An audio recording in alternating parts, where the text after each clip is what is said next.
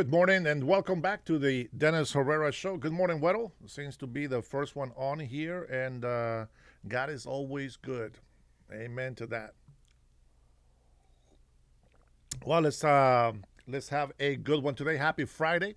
If you are joining, please make sure that as you're coming in, you are hitting that like button. You know, it always takes a little while to get going, but we do have a good one today. I been looking at some stuff over. We will listen to a couple of. We're going to listen to the full gaggle actually of Marco Rubio. Seems to be catching heads lately, and I want to talk about some people that have been on the spotlight. Apparently, you know, defending Democrats, and what I find very interesting is like people that say that they are for America first, and yet they can't stop fighting against the very people that are trying to help them. So it's something that doesn't make sense to me sometimes, but you know what? It is what it is. We will talk about it. So with that being said, as we wait for more people to join in here before we actually get going. I just want to say thank you to everybody that has been watching my shorts, watching my videos, and being supportive completely on my channel. Thank you for that. I appreciate it. I know that a lot of Democrats are not happy that I am going to be running for office. They find it very crazy. They find it crazy that a regular citizen can actually go apply for these positions. And as I was taught by my mother was she was into politics all of her life. Well, and Dennis watches you. My mother was very, very, very political, and I guess I take after her. But she always told me that if I wanted change to happen, that I would have to make an effort to serve. And well, that's what we're going to do this year. Let's hope that everything goes good. I'll be honest, as much as, people in the government get away with corruption, it begs the question, is it worth it? Can we do something about it? And quite honestly, I don't know. Only God knows the answer to that. But I will tell you this. There is a lot of potential. I think, and I'm starting to believe that the reason why things are not getting done, or it seems like we can't get things done, is because we have been put this smoke in front of us, as in they're hiding the truth from us, and maybe they're inflating their numbers, in the polls, in the elections, in their opinion of the public. We have seen so much legacy media that just they're bought so easy. Money talks. The Seattle Times is asking the government now to use taxpayer dollars to support them, to continue to be a business. And the Seattle Times is one of those press companies that they give a hard time to Amazon. They give a hard time to Microsoft. They give a hard time to these big corporations, and I don't think that another business's money should help another business that don't like them at all. That's just me. I'm just, spitballing out here. But I do want to point out a couple of things, and I want to start off with Brandy Cruz. Brandy Cruz, she has been denied press access. I find it very interesting because the Democrats are the very same ones that have, well, not just Democrats. Let me rephrase that. I find it crazy because a lot of leftist people, those who are out there protesting, recording, and doing all these things, and every single Democrat politician out there has been supporting them, recording ICE and doing all this stuff and saying, oh, no, freedom of the press and, the First Amendment. And then here is a woman, a journalist who worked for Q13, I think it was, and she is out there asking the tough questions. And because the governor and the other members of the Democrat politicians here, don't like her questions, they revoked her press pass. And you know what? That is something to be concerned about. And good morning, Brian. Good to see you, brother. It is something that should concern you. It really should, because we have the legacy media, which we know that has been supported by taxpayer dollars. Democrats have been benefiting from the legacy media for many years, especially CNN, ABC, NBC. These companies have been, tuning their lies to the public. This is the smoke that I'm talking about. And, the more they lie to us, the worse this country gets. Because as much as they talk about they want unity, right? When Biden was there, oh, we want unity, we want unity. But now that Trump is in power, Trump doesn't want unity, and they don't want unity anymore. It's like, who's dropping the ball here? Like, what do we do? And all I can think of is we got to get our hands dirty. You know what I'm saying? It is just crazy. So we're gonna start with Brandy Cruz. I think she's a wonderful woman that looks for the truth, and she really does. She really does defend good causes, and she fights a lot for the rights of women. And I am with her.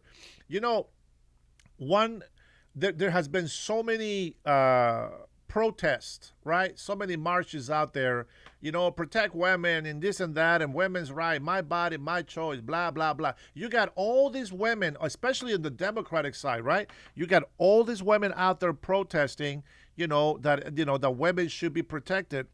But they are the same ones who also want men in women's sport, in women's locker room, in women's private spaces. And I can't take this kind of lies, man. I gotta speak against it. I can't just say, you know what, just forget it. Don't look into it. It's not worth it. Nothing's gonna change. And that might be true. I refuse to give in that that we are that evil in today's age. And I know I see a lot of bad things and discouraging things out in the world, but we still gotta have hope. We still got to keep hope, and we still got to continue to tell the truth. This first little clip that I'm going to show you is Brandy Cruz. It's about 3 minutes or so. And this is the majority leader, Joe Fitzgerald. Fitzgibbon. He's a Democrat for the West Seattle. And, you know what? I'm not going to spoil it. Why don't you guys take a listen to this?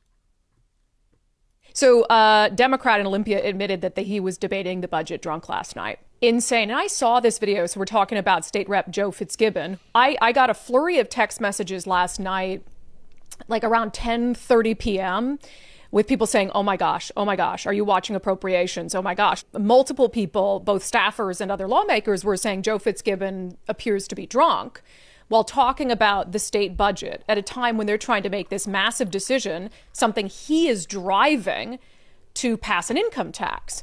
And so I saw the video and I thought to myself, yeah, he looks and he sounds hammered. And making sure that the operating budget that we've put forward does not forget that the people that we are working to represent, the people that we are working to lift up and support, don't always have a voice in this process, and that their voice is carried forward by the members of this body. So this morning I got in and Nicole and I were having a conversation about how do we go about giving him an opportunity, to respond to these allegations that he was debating the budget drunk. And I said, well, reach out to him for comment. I also was going to have a reach out to comment to the state rep who was sitting next to him. Like, if he was drunk, this guy surely smelled it on his breath. And so anyway, we're leading up to showtime trying to get this confirmed. And then our friend Jason Rantz with 770 at Seattle Red published minutes ago a blockbuster report saying that the House Majority Leader has admitted that he was drunk during the budget hearing last night. Absolutely insane. He told Jason in a statement, "I made a poor choice last night by drinking alcohol before we finished our work for the day. I am disappointed in myself and take responsibility for that poor choice. It won't happen again, and I'm committed to completing my work this session without alcohol." Yeah, one would hope. And look, I don't know if he has issues with alcohol or something, but it's not like this hearing on the budget was a surprise. And so we certainly are going to try to get more information on where was he drinking, when was he drinking, was there any driving involved, was there any sort of work that was being done at the time. But credit to Jason Rantz for getting. And you know what? I'm glad Joe Fitzgibbon admitted it. I'm glad he didn't make all of us go about trying to track down and prove that he had been drinking alcohol when it was very, very clear from the video that he, in fact, had been drinking. I mean, we all know what somebody looks like when they're drunk and slurring their speech and whatever it is. So again, during a critical budget hearing at a time when they're trying to pass an unconstitutional income tax on all of you, House Majority Leader Joe Fitzgibbon, who's been driving that conversation, admits that he was drunk during the budget hearing last night on this matter. So we'll certainly have more reaction to all of that. Isn't that crazy? Isn't that crazy? And now, how many of the Democrat colleagues in the House told him, "Hey, man, you can't be in here if you're drunk. You can't represent. You can't come talking here if you're drinking."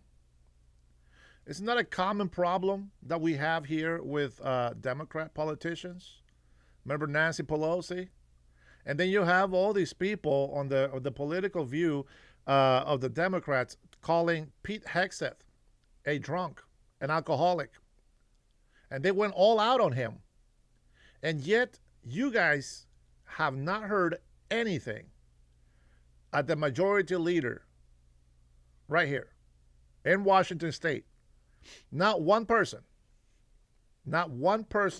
has said anything or outrage about anything. And we know that if it was a Republican, it would have been all over the news. And I have not seen any on this guy. Very interesting. I'm just pointing out something to get started with how Democrats keep lying. They keep lying to you. They keep lying to you. If you are still a Democrat today, let me just remind you and point out to you, the Democratic Party does not exist. It does not exist. Wrong. And I'm gonna go ahead and play another video here. Now this one I am actually proud of the representative. That's taxes. But first, let's go ahead and let me go ahead and show you here Senator Greg Dolzo. Okay, because this is how they play. This is how they play. They play taxes, taxes, taxes, taxes. I can think of a lot of forms of tax. Hold on. But the reason why I'm pointing this out is so that you can see why I talk the way I talk. I want you to understand why my views are the way they are.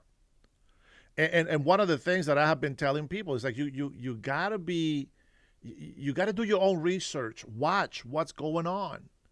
If you know who is American citizens, and you see a woman, going into a celebration that they have won in office. Listen, they have won the positions in Congress. And when they go and celebrate, they don't go and celebrate with the American people. They go and celebrate with the foreigners. In this case, the Palestinians. Rashida Tlaib. Not one American flag on her celebration. Hey, Jason, how are you? I see you. My man. I just saw you, man. Welcome, guys. Welcome. Paul Salsi, welcome, my friend. And they celebrate amongst their people. And that's one of the difference between me and the rest of these migrants that have come into this country and have taken positions in Congress. You see, they celebrate with their people from where they come from. Not with you, not with me, not with us, the American people. with their people. I got a problem with that. I have a problem with that. You know, if I win a position in government and there is a room of people trying to celebrate with me, even if it's full of Hondurans, okay? There's all Honduran people, whether they're migrated here, whether they were, they were naturalized here, they were still just visiting. It doesn't matter as long as they're here legally. If their whole room is full of Honduras, I expect a 1 or 2 Honduran flags somewhere, right? Because that is my first nationality. My second nationality is American. But I will expect that room to have a bunch of American flags being waved. Not flags from Honduras. Not one. I want to see American flags. And you know what? That's because I put America first. I put America's first. Now, for those illegal immigrants that get into my chat sometimes, and the delusional Americans with the white guilt, let me tell you something. I support 100% all of my Latino community, all of it. And that's why, because I love them and I support them. That's why I teach them to respect the law of the United States of America. And I hope to be an example, for I always read that to lead, you got to lead by example. And the example that I can give you is I have never been illegal in this country. Do I have family that have been illegal? Sure. They all got papers now. There's still there any illegal family? Hey, listen, if they get deported, they get deported. If I got friends, if they get deported, I know thousands of people here that are illegal. When they get deported, hey, all I can tell you is you should have self-deported a long time ago. So I can tell you that there is nothing hateful in my speech when I tell Latinos that are here illegally, you better deport yourself, self-deport, just go back to your country, try to do it the right way. It doesn't matter how long it takes. If you really want to be here, you will keep trying and trying and trying until you actually get permission to come here. Now, with that being said, there's nothing that you can call me. If you think that I'm trying to be white, that will be a noble cause. It will be great to be white. You know why? Because only white people have loved the world as we are meant to. You know how I know? Guess who ended slavery? Anybody, tell me, who ended slavery? Not black people, not Asians, not Hispanics, white people. Who voted to give the black man the right to vote? Not black people, not Asians, not Hispanics, white people. Oh, the truth shall set you free. Who put a black president in the Oval Office? White people. Who likes to go around the world, go through dangerous areas to feed the hunger, to feed the needy? White people. And you know what happens when other ethnicities join white people? They do great things, like making the United States of America. You know, when the white man came to Africa, because they were so behind, so slow. I mean, some people like BCJ, low IQ Somalis, they're still behind because they don't want to listen. But you know what? They called the African people, they called the white man that came out there and put in this whole irrigation system in a line of pipes that will bring the water from the source where the water's coming from all the way into their home. And the Africans, the black people, called them white supremacists. Oh, man, that really, really makes people go crazy. So, I can tell you, that whether you like white people or not, the only reason why you don't like them is because you're jealous and you're envious of them. It is what it is. President Abraham Lincoln, he fought to free the slaves, yes, and he was not black. Hi, Tanya, how are you, sis? Misinformation channel reported. Yeah. Why don't you go learn some history? Your low IQ doesn't let you comprehend. You don't even know the history in this country, so shut the hell up. Learn something. You might leer if you listen, okay? You are turning your friends to the government. No, Teddy. We don't do that. We don't do that. But what I'm saying is this. I am going to help my neighbor. You see, I'm not going to go around and say, hey, listen, are you legal? Do you got papers? I don't say that. Now, I know thousands of people that are illegal. I know that. But what I'm saying is I am not going to stand there and defend them. They already know if they get caught, because they're here legally, if they get caught and they were to be deported, I said, I don't want to hear it. I don't want you to blame the government. Blame yourself. They don't like my answer. Some of them do, some of them don't. But I am always honest, and I'm always going to hit you with the truth, whether you like me or not. See, whether you like me or not is irrelevant to me. I don't care. It is my job. I find that is my duty to tell the truth. That's what I find. BCJ, I know that you're trying to use a couple of brain cells. Keyboard warrior would be you. You see, I am here. This is my video. This is my hands. This is my live. This is my voice.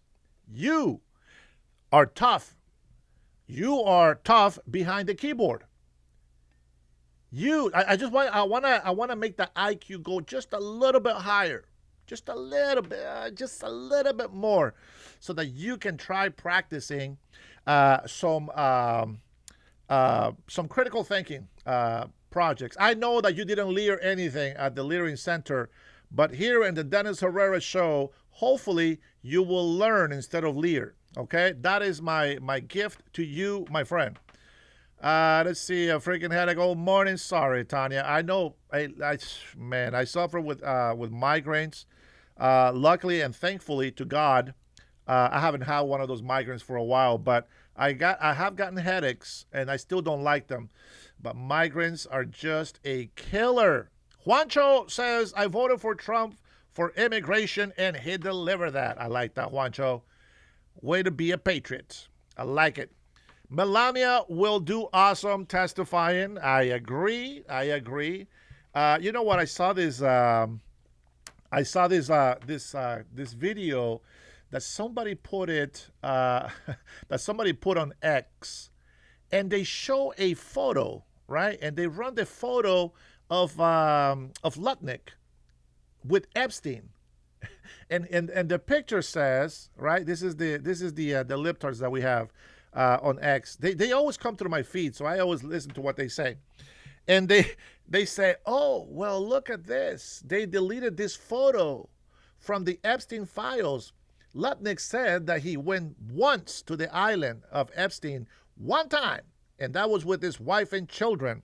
Now, guys, the photo is Lutnick with a couple of guys in the back, which I believe is his kids, his sons. His sons are older. They're grown. And they're at a cliff of some sort of island, okay? Or, it could be just a coastal place. But Epstein is in there, whether he's Photoshopped, whether the picture's real or not, I don't know. But the picture that shows of him is not a face, it's just the top of his head. And it does look like it could be Lutnick, in his younger years, right? And, I find that this is how these crazy libtards live their lives. They like to tell lies. You know what I have found, and I'm getting sick of it. I'm getting sick of it. I find a lot of videos from Mexico. With the military, getting into fights, with the cartels. and they're fake. They're fake videos, and it's pissing me off because you're throwing this narrative out there that is not true, but AI is getting very, very good, and I have to watch the video carefully to know that it's AI. Like this guy was arresting this, and the one thing that's catchy is it's always on the same sort of voice or narrative lines, okay? And it shows this guy is getting arrested by the police or by the military. And when they put the handcuffs on these guys, acting tough, like, no, I don't care what you say, you're going to jail. They put the handcuffs on and they click off, right? They take it off because the handcuffs don't land on the wrist to put on. And it just kind of disappears into the hand. Another one is the door of a shut-up car. It's the back door is put in backwards, And I'm just like, I am sick and tired of this AI. And not the AI. I think AI is fantastic. But the people using it, as we already knew that AI can be used for good things, AI can be used for bad things.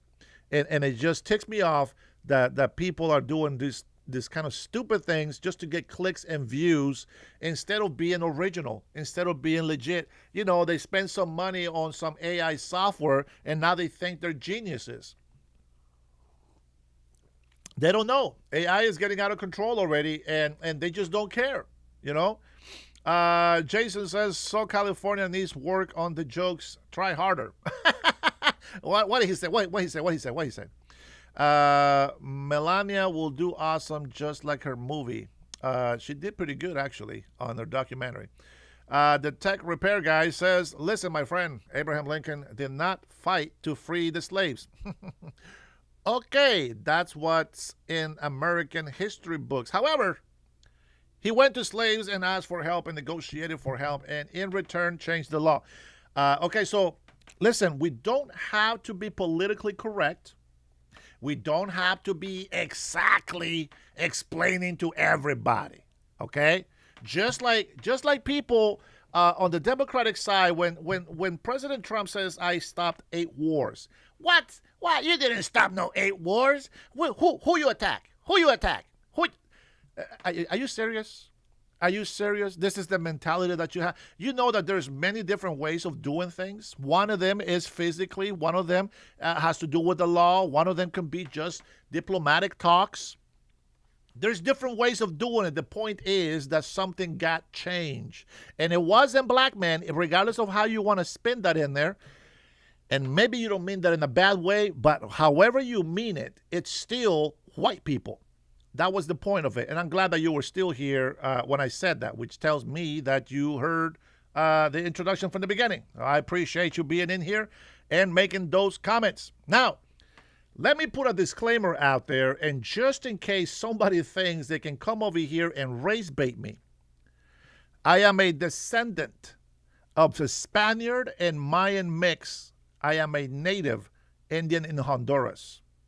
I am a migrant on top of that came to this country. The history of my country has a lot of slavery on it, a lot of raping and pillaging of my village, our gold and silver taken to Spain. You know what? I got all that. I am not a victim of Spain. I am not a victim of anything. And I came to this country, I came here, my mother brought me, I came here legally, became a resident. 2.5 decades later, by choice, became an American citizen. So there is nothing that anybody that thinks they're black, white, yellow, brown, there is nothing that you can throw at me to call me a racist or try to bait me into any of those victimhood cards, because I don't give a crap. You have not lived my life. You have not suffered what I have suffered. Maybe you have suffered more. But you have not gone through the struggles that I have to go through in my life. Just having a skin color does not give you the right to claim any type of hardship. I have never played the victim, regardless of all the bad things that I've gone through in my life. I believe that the harder you work, the more you should have earned and be rewarded for. People today, they like to be lazy. They like to be socialist. They like to blame the problems of society on the rich and the wealthy.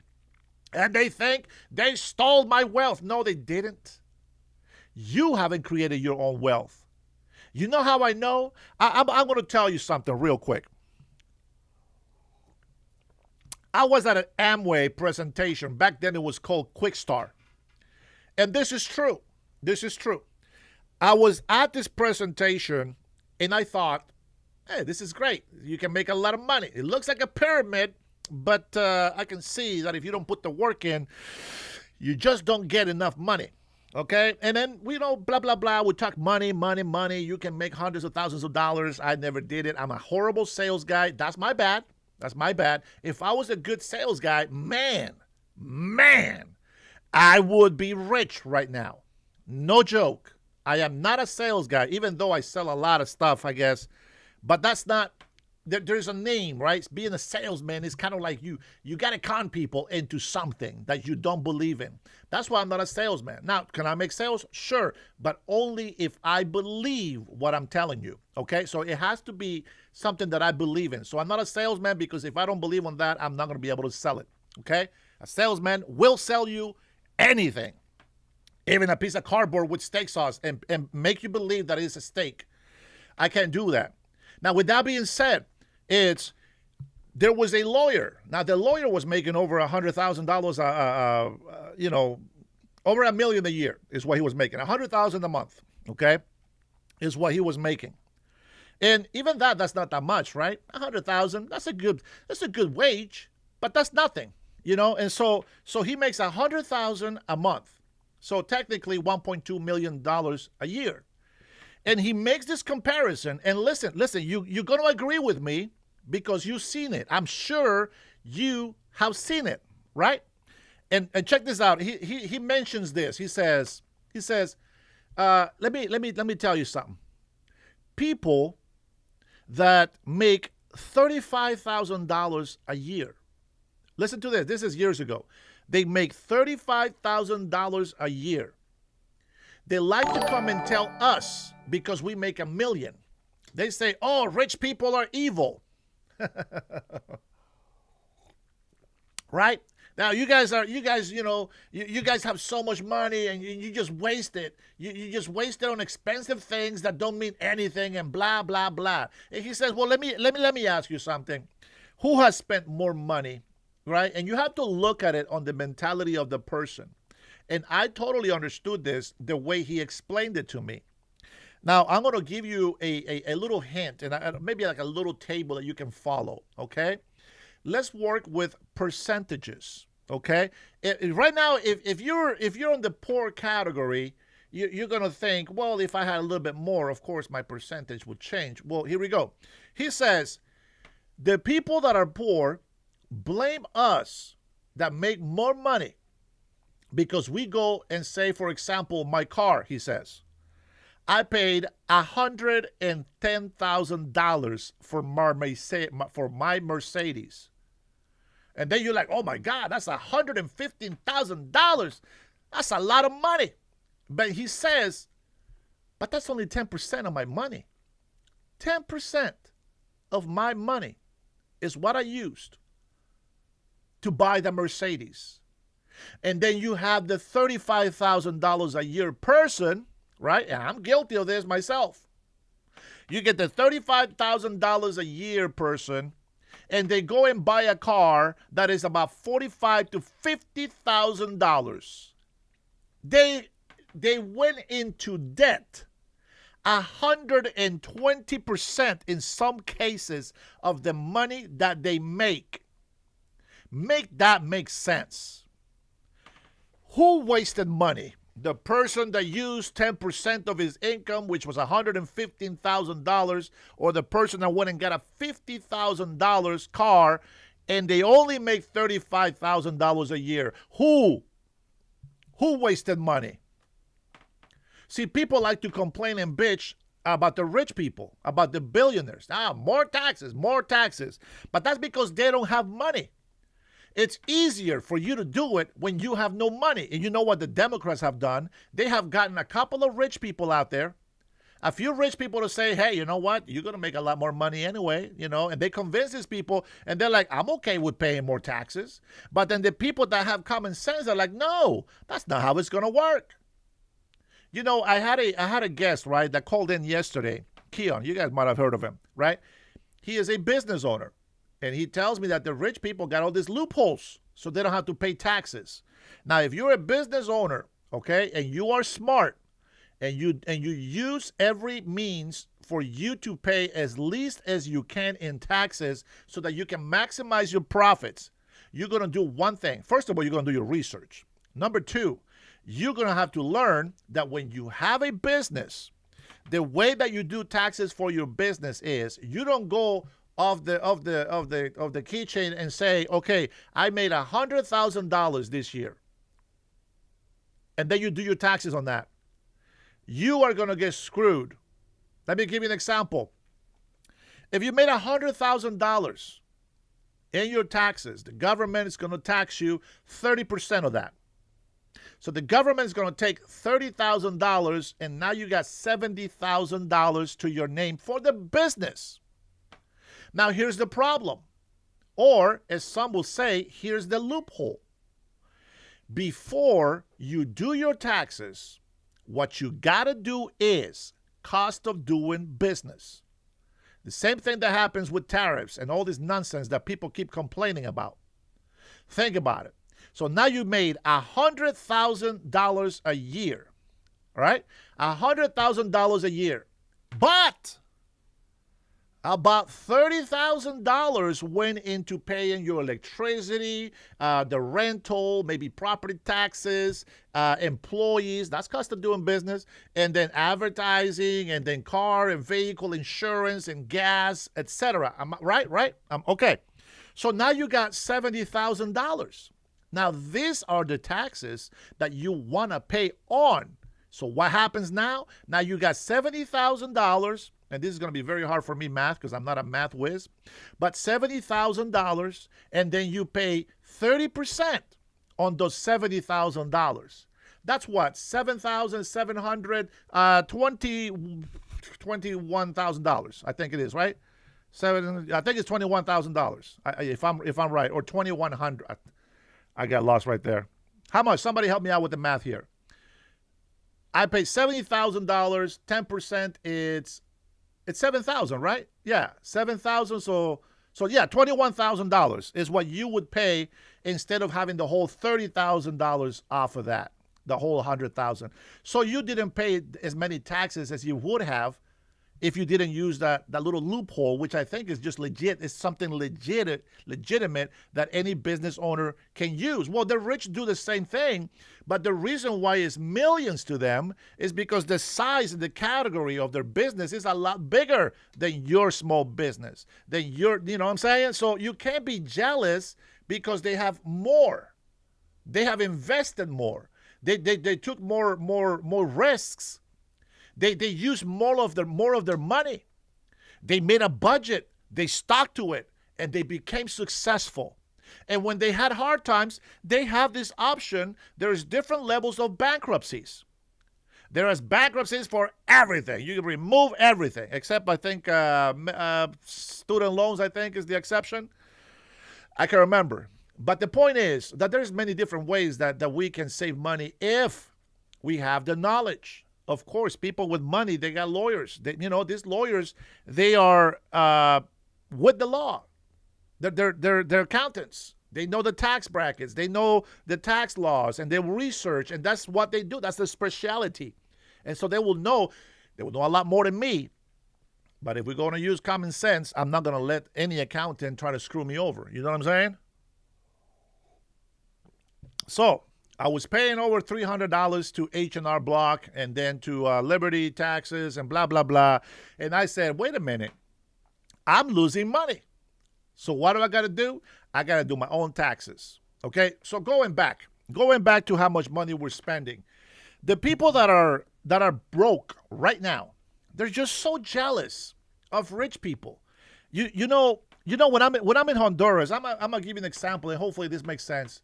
When I'm in Honduras, I can't go and stay at the most expensive hotels. So you know what I got to do? Bitch about the rich people that can afford the expensive hotels. No, that's not what I got to do. I got to find a cheaper option is what I got to do. And I'm not going to blame you. I'm not going to blame you for saving money and having a lot of money to go on vacation and having a good time. I'm not going to be jealous of you or envious. Do I want it? Sure, of course. It'd be nice. But I'm not going to be hating on you and asking you to pay more because I can get that. So you got to pay more. That just doesn't work for me. It doesn't make sense. And you know what? The thing that a lot of people on the left side use is like, oh, well, you know, President Trump is just tax cuts for his friends, for his rich friends. They're making each other rich. No, mofos. If you weren't so stupid, when President Trump was telling you that the stock market, Bitcoin, all this other stuff was just a fear-mongering tactic from Democrats, if you would have listened to him and you had the money to invest, you too would have made thousands and maybe millions. You know what the rich people did? They said, wait a minute, I've been in this game for a long time.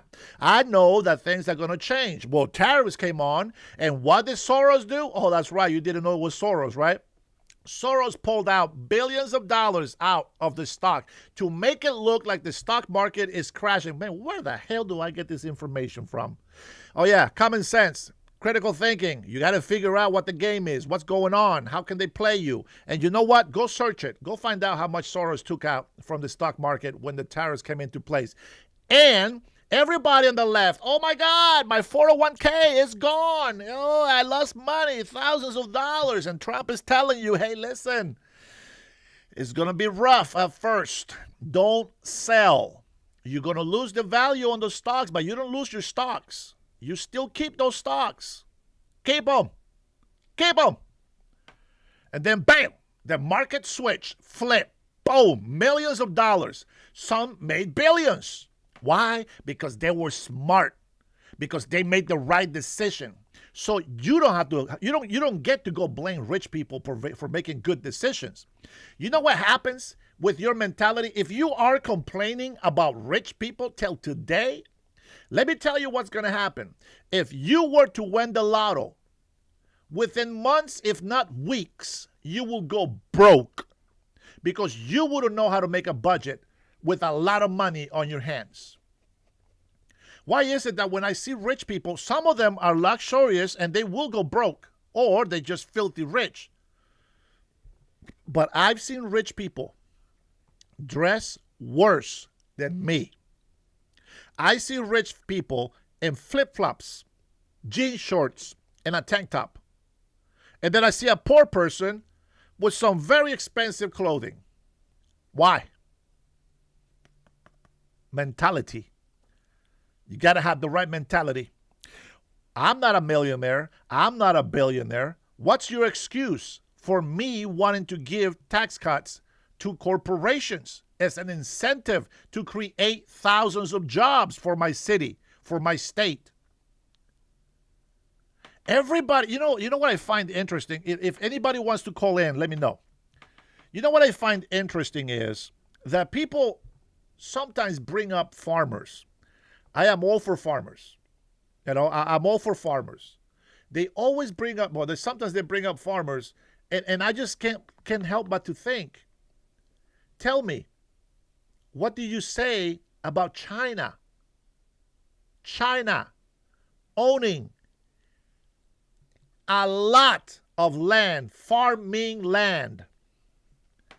What do you say about that? Wouldn't you be asking, is that affecting the American farmers? Should foreign countries be buying land from us? Very interesting, right? No genius. Don't be a smartass, Matt. Just common sense. Think about it. I'm going to give you some examples that you probably don't even know anything about. If you try to follow the news around the world, you will know. Now, I happen to be blessed. I'm married to a Polynesian woman, so I try to learn a lot about the cultures of the Polynesian people. And I went and found out that Fiji has borrowed so much money from China. China owns a lot of buildings and businesses in Fiji. They owe so much to China. Fiji owes so much to China that if China tried to collect right now, they wouldn't be able to pay. Well, guess what happens when you can't pay? Let me give you a little bit rundown, a little bit of history. Cinco de Mayo. Does anybody know why Cinco de Mayo happened? Well, I'm going to shock you today. Cinco de Mayo, I'm sure that you guys, most of you smart people here, will know why Cinco de Mayo happened. Okay? Yes, it was a small group of Mexican soldiers in a fort in Puebla that stopped 10-1 odds the French army. Okay? But that's not why the Cinco de Mayo is important in this example. Cinco de Mayo is important because there were European countries that had let Mexico, the old Mexico. See, Mexico has always been an oppressive government. And Mexico has so many revolutions, so many revolutionary characters in history who are today heroes of the Mexican history. Like a farmer, Pancho Villa. He's one of them. He's a mutt. He was half black and half Indian. And, you know, a lot of people don't like to admit that. But the reason why Cinco de Mayo happened was because Mexico could not pay their debt to the European countries. Now, there is a lot of mixes in here, and I'm going to have to go through it. There's a lot of mixes on it. I want you to use your critical thinking, try to use common sense, and try to learn something. Listen to learn. Don't hear to talk. All right? Listen to learn. You're typing so much in there, and you're not hearing anything that I'm saying. For those of you who have common sense, you will learn today. But think about this. The French, unfortunately for the French, Mexico, well, that's our neighbor. We take care of our neighbors. We made a deal. We had a problem in our country as well. So we made a deal and we say, hey, listen, we need your support. If you help us do this battle, this war that we're having right now, we will come back when we're done and we will help you, Mexico, with yours. Now, don't get too technical, but the point is that the reason why, well, Spain backed out, and I forget what the other country is, but France, they thought, nope, I want my piece of Mexico. Why? They had some islands already in the Caribbean, blah, blah, blah. But Mexico says, no, you're not going to do that. Yeah, we don't have money to pay you, but we ain't going to do that. We're going to fight, right? And so France was here because there was a debt that Mexico couldn't pay. And so the French came over here to collect land. That's it. That is the law, the law of the land. If you borrow money with your land in hand, you're going to have to give the land away when you can't pay it. So the United States of America has sold a lot of farming land to China. I think they got to give that money back to the Chinese and take those farmlands back. That's what I think. Can it be done? I don't know. But this is the United States of America that got it, and no other foreign country can tell us what to do in our land. Going back to Fiji, what do you think is going to happen to Fiji when China says, I want my money, and they can't pay it back? They might just take Fiji. Fiji belongs to China now. And then the Western Samoa, the prime minister who got taken out, no, he didn't get killed, just got taken off the office, borrowed over $10 million, I believe is what the number was. I always say cipher. I don't know. Is that right? Cipher? Is that a thing? In Spanish, it's cifra, which means amount. I don't know. Cipher is the same. But, there was the amount of money that he borrowed. And, Western Samoa doesn't have that kind of loot.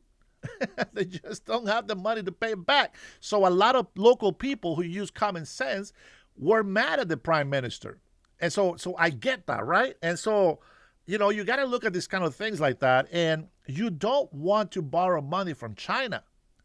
What other countries borrowing money from China? Escaped my mind right now. But I think Cuba was probably one of them. I can't think about that right now. Let me see. Tanya says, Janice Robinson, yes, I feel fortunate to be able to have them right now. I bet the daffodils are lovely, dear Tanya. Oh, you guys are having a good conversation there. Matt, okay, what did Matt say? Matt says, well, if they didn't drive the farmers out of business, they wouldn't have to sell to China. No, that's the problem that I feel is the opposite. I think because of the Chinese taking over the farms. Remember that the Chinese they have stolen a lot of IP from us, right? And they have killed us. We sold or we gave the access to China. Check this out, and I find it's just very what's the word? It's just kind of weird that people don't put A and B together to see what's going on, right? You have these Democrats, which we love, in the 90s. The Democrat Party left all of us, okay? They're no longer the Democratic Party. Let's just be honest about that. That's why we support Republicans. But why? Because we support the policies that Republicans have. You know why? Because those were the same policies that Democrats had a couple decades ago. And we are still on the same mentality. We still think about the same America first. But the Democrats we have today, who do they defend? Palestine, Somali pirates. Think about it. They defend communists from China, Russia, Venezuela, Cuba. Come on, Maxine Waters goes to Venezuela every year, multiple times. She was best friends with Fidel Castro, for Pete's sakes. Democrats. Democrats. Am I saying Republicans are perfect? No. Hell no. Republicans are not perfect either. And we got to keep them on their toes. But what I'm saying is that the policies that we have today in the Republican Party are the policies that the American Democrats had back in the day. Now, maybe some people are not old enough to know this, or maybe they just never got into politics, but you just got to go look back in history and see what you can find out about your current leaders. Go find out about Chuck Schumer. Listen to how he felt, believed, and said back in the day, and what he says today, he is contradicting himself 100%. Nancy Pelosi, same thing. Every single Democrat that has been in office for decades have done the same thing. Okay? So I'm telling you, I love the farmers. I don't know about farming, but they do. I do know there's an 80-year-old out there, farmer, small farm. He really just farms it to survive and make ends meet. I want to help that farmer. I want to help the small farmers, and I want to help the big farmers. Okay? Who gave up our fertilizer creators? Democrats. And who bought it? Who took it? The Chinese. Everything that we were so independent and self-sufficient on, the Chinese took that technology and took it for themselves, just like they did with our money. The Chinese, the whole thing is I don't know how to explain this very well, but think about gold.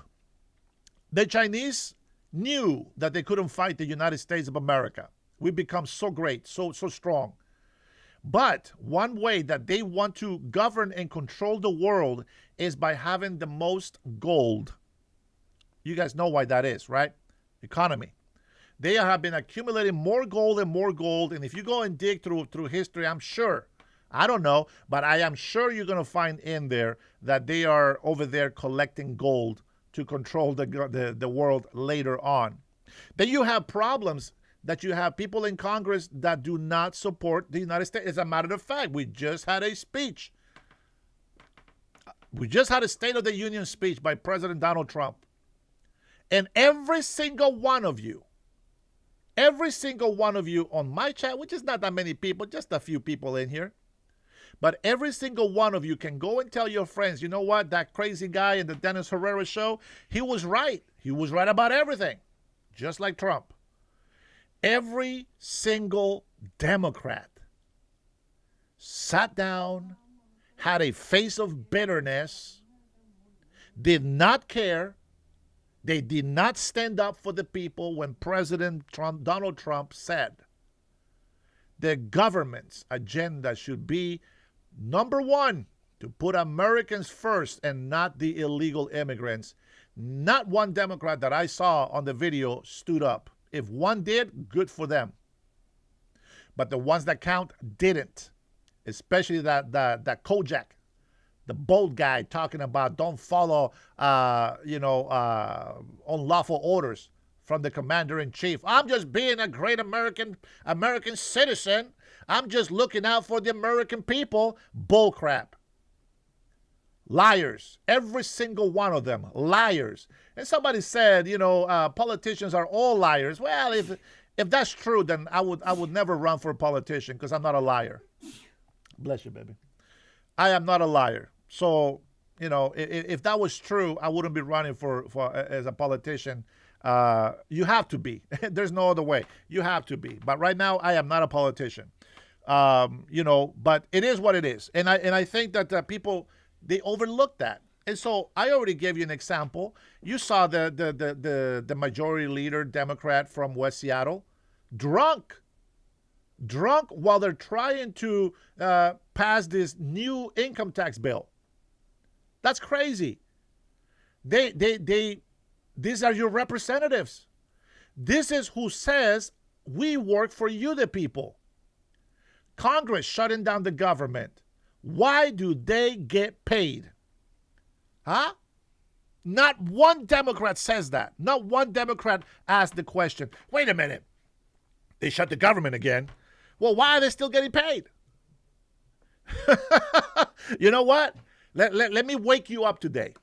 Let me wake you up and share this with your friends. The reason why they shut the government down is because they want to have some sort of, what's the word I'm looking for? Oh my God, I can't think of the word. They want to have an advantage. There's a better word, if you can help me in the chat. They want to have a better advantage over Trump, okay? And they don't care to make a sacrifice to shut down the government. You know why they don't care? Of course, the question is rhetorical. The reason why they don't care is because the ones that are sacrificing is you and me. The whole country is being sacrificed except for themselves, except Congress, except the Senate. They are all getting paid. They're all getting paid. You know what I'm saying? So you got to use your critical thinking. Use common sense. Listen, I don't like Trump. You can say that. I hate Trump. You can say that. But the policies are solid. The policies are America first. And then people always come in and they say, well, $40 billion to Argentina. I want you to please, again, critical thinking, common sense. Tell me, how do we go about this? What makes sense to you? And I want people to talk to me and tell me, what are you thinking? Instead of just saying, I hate President Trump, he's a pedophile, and blah, blah. Listen, that is not how you're going to convince me. You got to be able to talk to me. Talk to me with the policies that you disagree with. If you are into boys being women, then of course we disagree. $10 billion for Trump's pocket. Oh, there's another example. Why is he suing? Tell me that. Why is President Trump suing for $10 billion? And then before you answer, I'm going to give you a break. I want you to think, why has every Democratic blue state sued President Donald Trump, our taxpayer dollars? Go ahead and answer that while I get my coffee refill.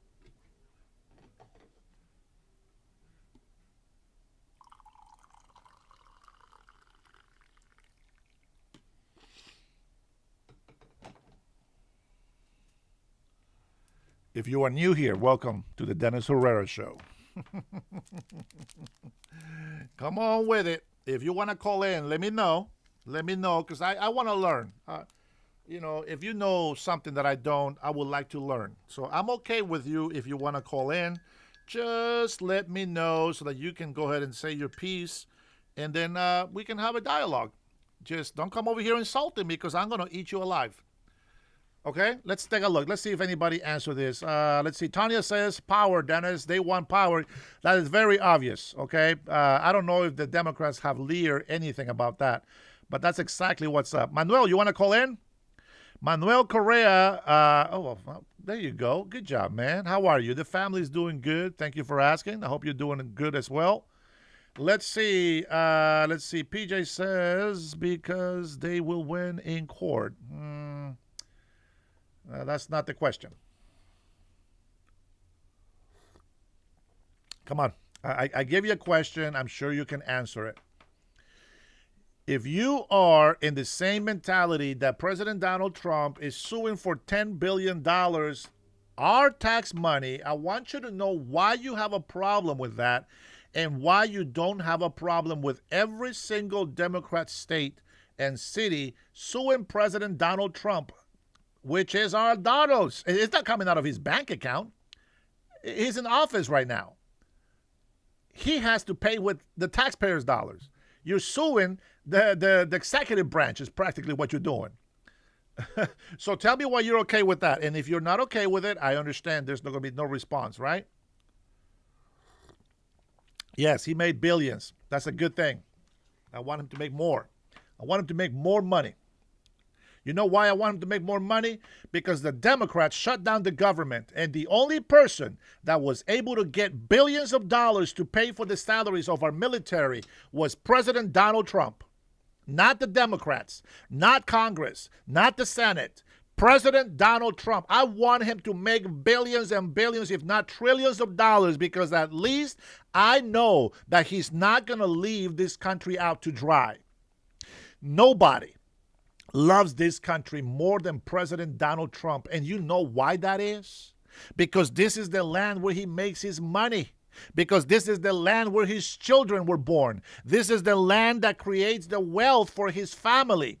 This is the land that gives him the freedoms, that has the capitalist system for him to thrive. That's why he loves this country so much. And he appreciates the freedoms. And imagine if every single Democrat will have the same mentality. This is the land of opportunity. I'm going to stop burning it. I'm going to stop rioting. I'm going to stop rebelling. And I'm going to start educating myself. And I'm going to start working. I'm going to start learning how to invest. I'm going to learn how to make a better business. I'm going to learn how to do better taxes. I want to learn how to take care of my family better. I want to be able to know what investments work and what investments don't. You got to understand that. But if you keep breaking down this country, if you keep putting it down, you keep destroying the hope and the liberties that we have gotten in this country because of the sacrifice of so many veterans, so many fallen heroes that have fought for the freedoms that we have in this country, for the rights that we get to enjoy in this country. I don't care about the illegal immigrants that come into my chat defending their illegality. I don't care about the lawbreakers. They should be in jail. They should be punished. But you, the American people who have every single right to be in this country, you should be proud of being American. You should be proud that migrants like myself have respected your laws, have loved you, respect you, and honor you, and tell you that your country, the United States of America, is the best country in the world, most powerful force on earth. And I am privileged that you have allowed me to be part of that. Our foreigners, the people that hate this country, will never feel like that. Never. Ilhan Omar has proven it. Tim Walz, Tampon Tim, that wussy mayor, I don't care if he speaks well or not.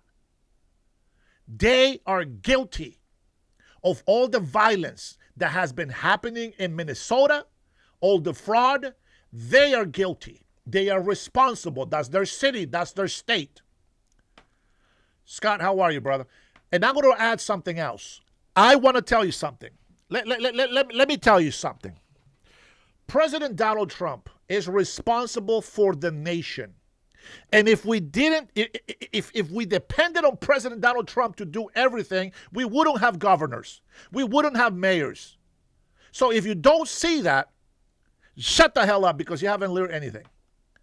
You got to go back to the Learning Center because you didn't learn anything at all. And I want you to listen, not just hear, listen. President Trump, we all put him in office. The majority of us put him in office. Respect the democracy. Respect it. Every governor, it's put in every state to help make that state fantastic. Every mayor is to help the governor make the cities fantastic. Every city council is there to make the mayor's city fantastic and make the governor's state fantastic. And when they do that, they make our president fantastic. And when they do that, our enemies go, oh, we cannot touch that country because they are united. That is the difference, my friends.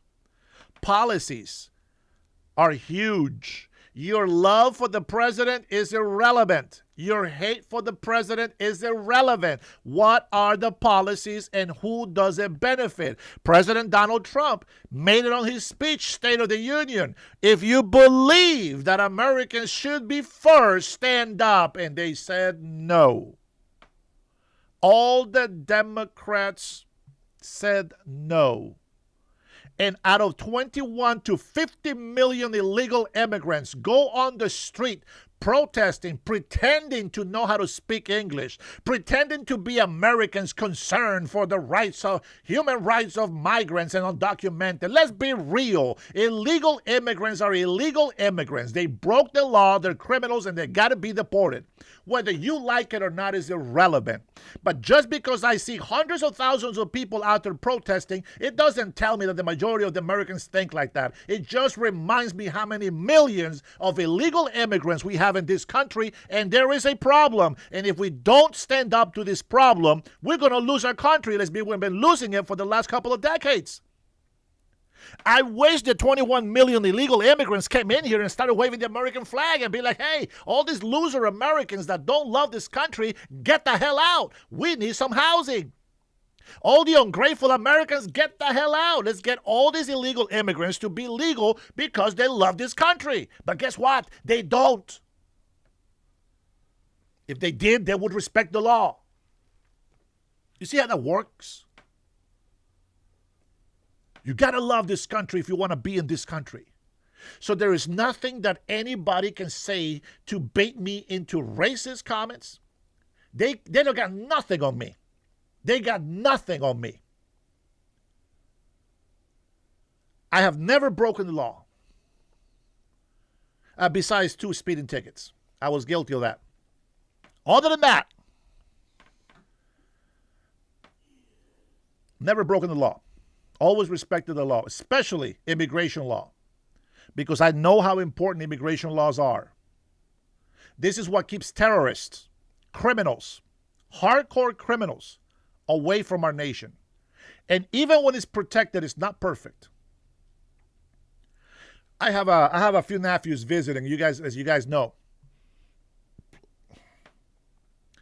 And I talk to them. They said they don't want to talk politics, but then they end up talking politics, and they always bring up immigration. And one of them agrees with me. You know, you don't want to come to this country illegally. The other one is upset because he wants his cousin to be in this country illegally. Now, check this out. Now, this is between you and me, okay? So, don't tell nobody.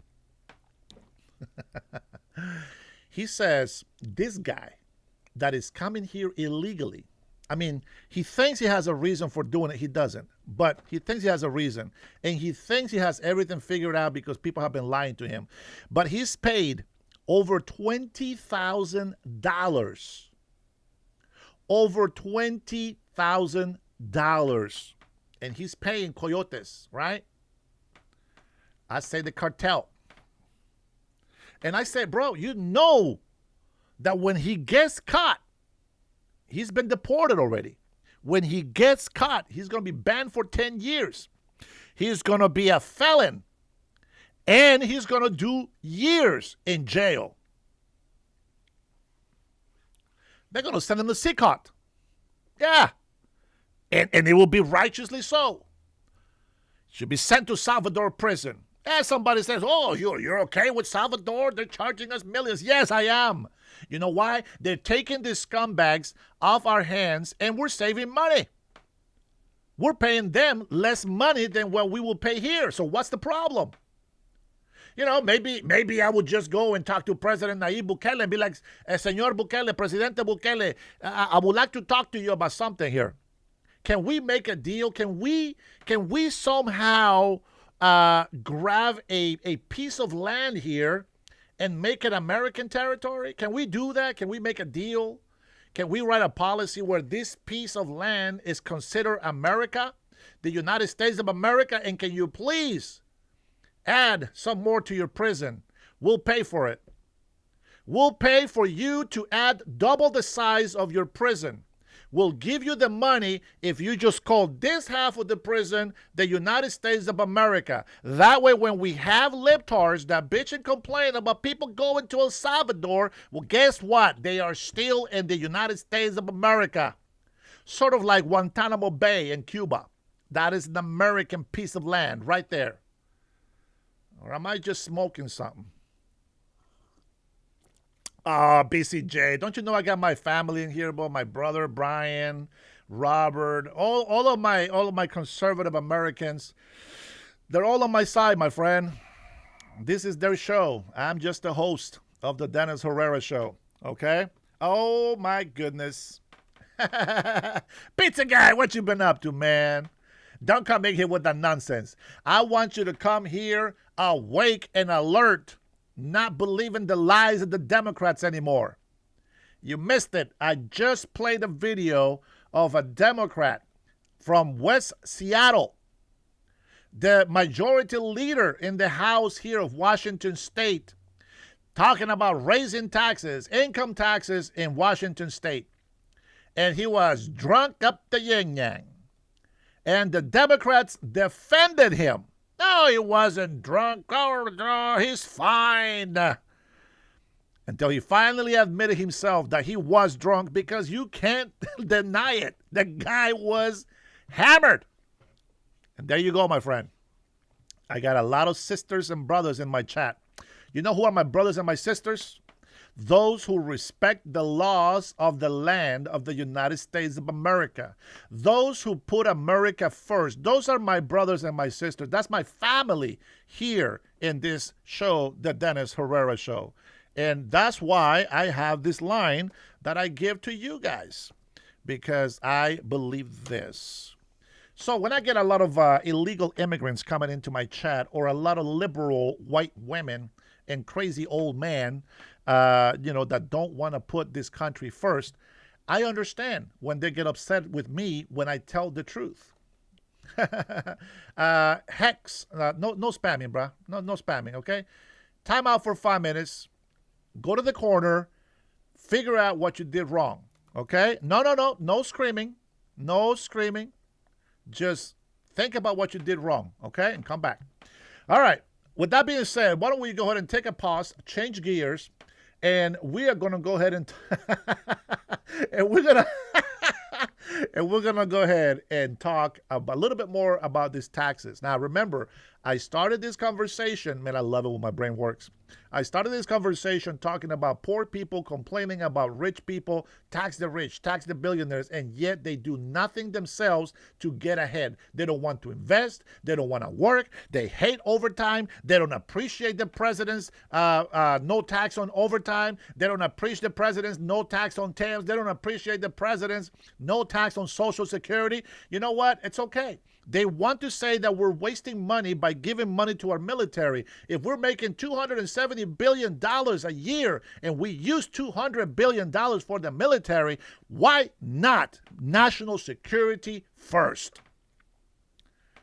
All right, let's go. Let's go and listen to about taxes from, he's from Senator Greg Dolezal, he says.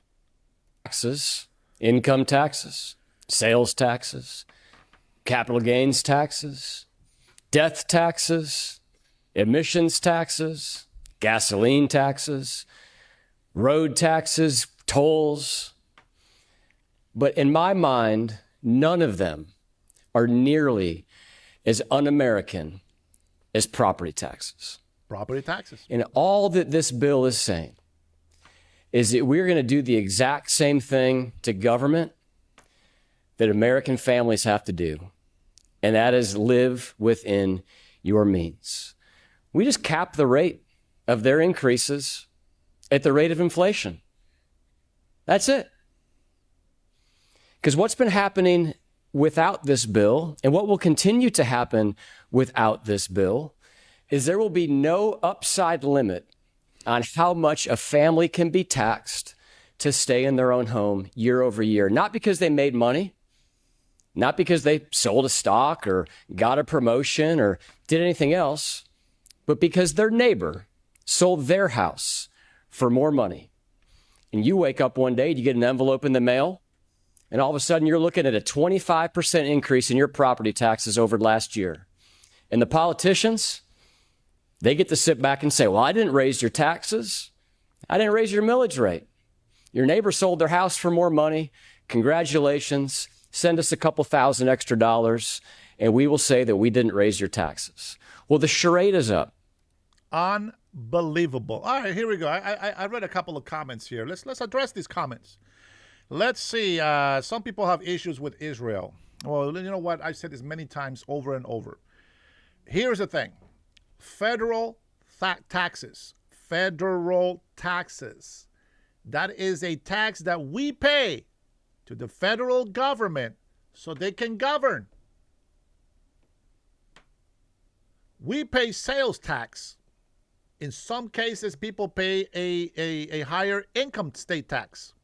Okay? They pay a higher income tax. But they pay no sales tax. In the state of Washington, we pay a sales tax, which we don't like. It's too high. But we still pay a sales income tax. We pay the federal government to do what they got to do to take care of our national security. Now, if you people have a little pea brain and don't understand that national security is not just doing things here in this country. Sometimes we have to support our allies. Israel, whether you like it or not, is our ally. Iran is not an ally. Not yet. I'm not hoping that they will be. Right? Honduras is an ally. It wasn't, but now it is. Things like that need to change. Venezuela, the regime continues, but you know what? At least they are being held accountable. A lot of the people that they had in jail have been released. The Venezuelan people, little by little, are starting to see their democracy coming back to life. And Venezuela is now our ally. We're able to work with them. We're able to make some money. We're getting all this and that. And that's how it works. Now, if you missed it and you are here now, let me go ahead and remind you, it is not the president's responsibility wholly to make sure that this country is economically stable. We have governors and mayors. They are supposed to do their part. It is not 100% the president's responsibility. A bunch of nimwits out there don't get it. Hold your governors and your senators accountable. If they want to be socialist Democrats, okay, let them. But they got to make money. Not just take the money. They got to work for it. They got to make it. The taxpayers are not guinea pigs. We're not saving allowances pigs. If they want more taxes, they should create more jobs. Instead, we reward their incompetence by letting them put more taxes on us. And I talked about tariffs yesterday. And I'm going to talk about tariffs and taxes all the time because until the leftists learn to use common sense and use critical thinking and make decisions on their own, they will never fix this country. Again, I understand there's going to be hundreds of thousands of fake accounts that will be talking smack about us, talking this and that, and saying negative things and blah, blah, blah. You know what? I expect that. We got millions of illegal immigrants that don't like us. They don't like you to be successful. They don't like me to be successful. They don't like us telling the truth.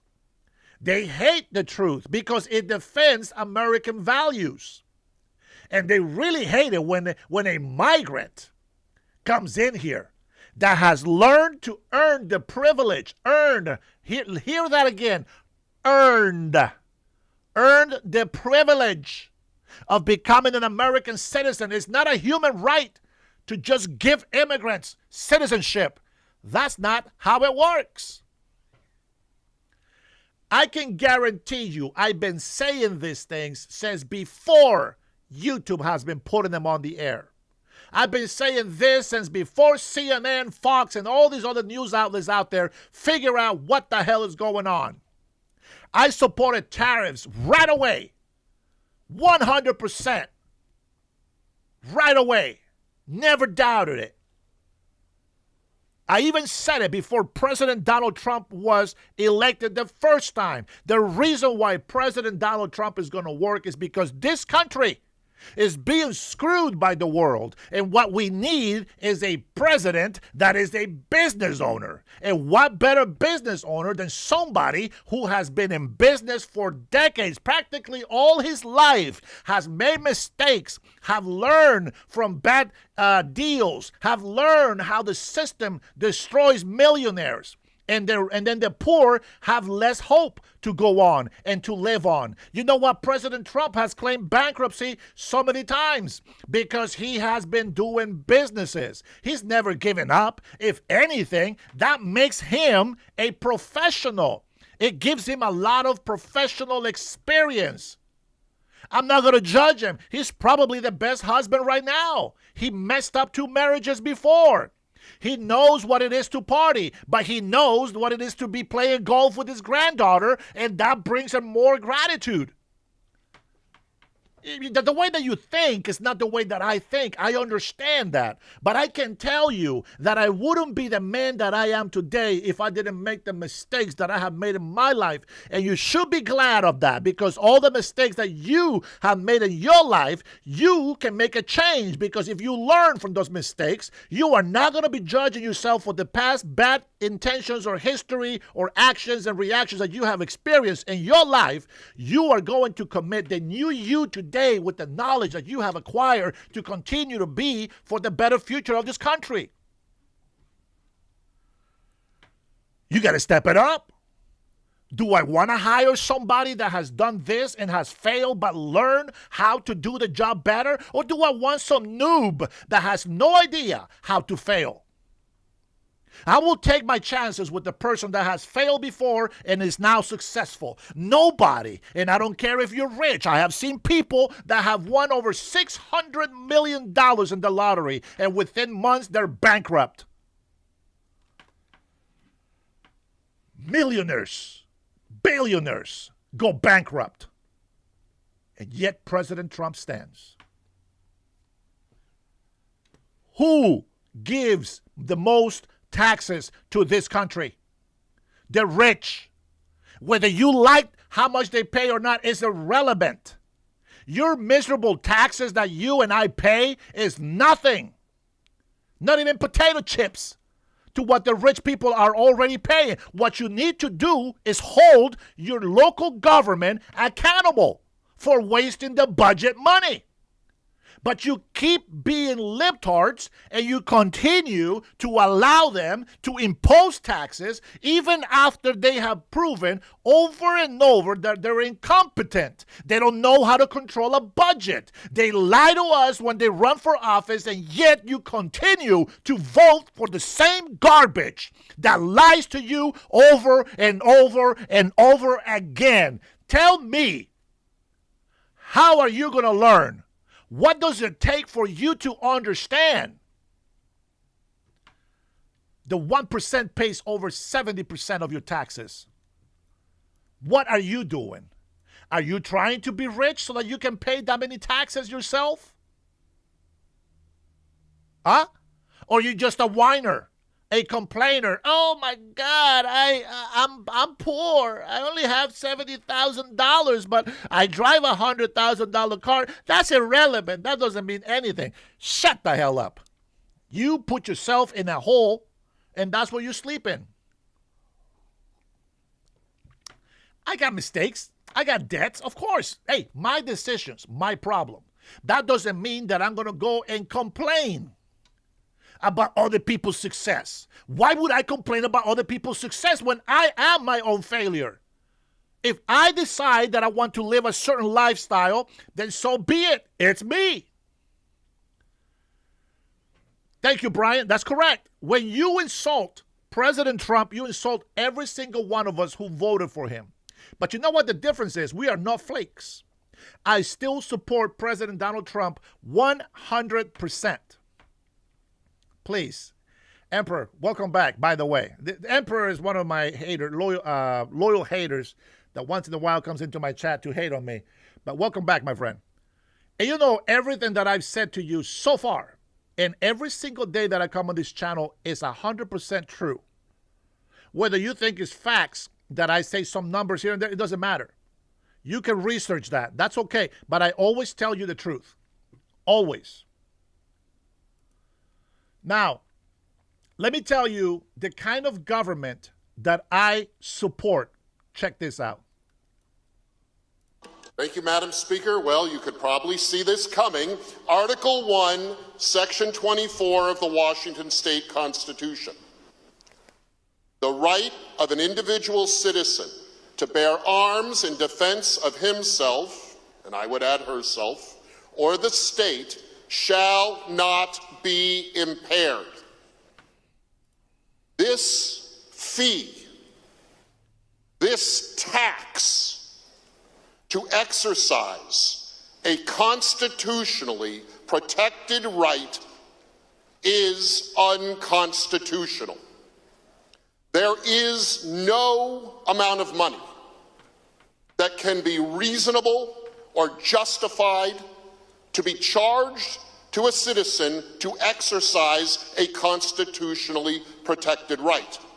What this amendment does is it sets this tax, this fee, at the proper constitutional and legal amount, which is zero, Madam Speaker.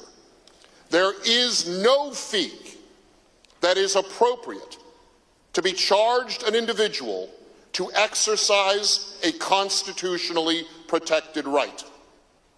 Madam Speaker, we hear from time to time on this floor certain fees or taxes described as poll taxes.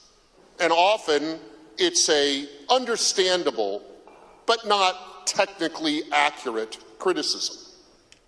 In this case, Madam Speaker, this is technically, mechanically equivalent to a poll tax. The very policy point addressed by the underlying bill is questionable, Madam Speaker. It may be an impairment or an infringement on your Article 1, Section 24 right.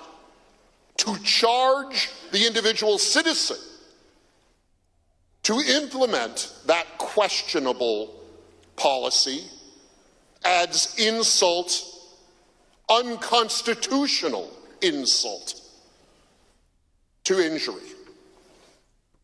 Madam Speaker, this amendment is essential to make the underlying policy constitutional and legal, and it's the right message to send the people of this state. Constitutional rights cannot be taken by the government and sold back in pieces to individual citizens.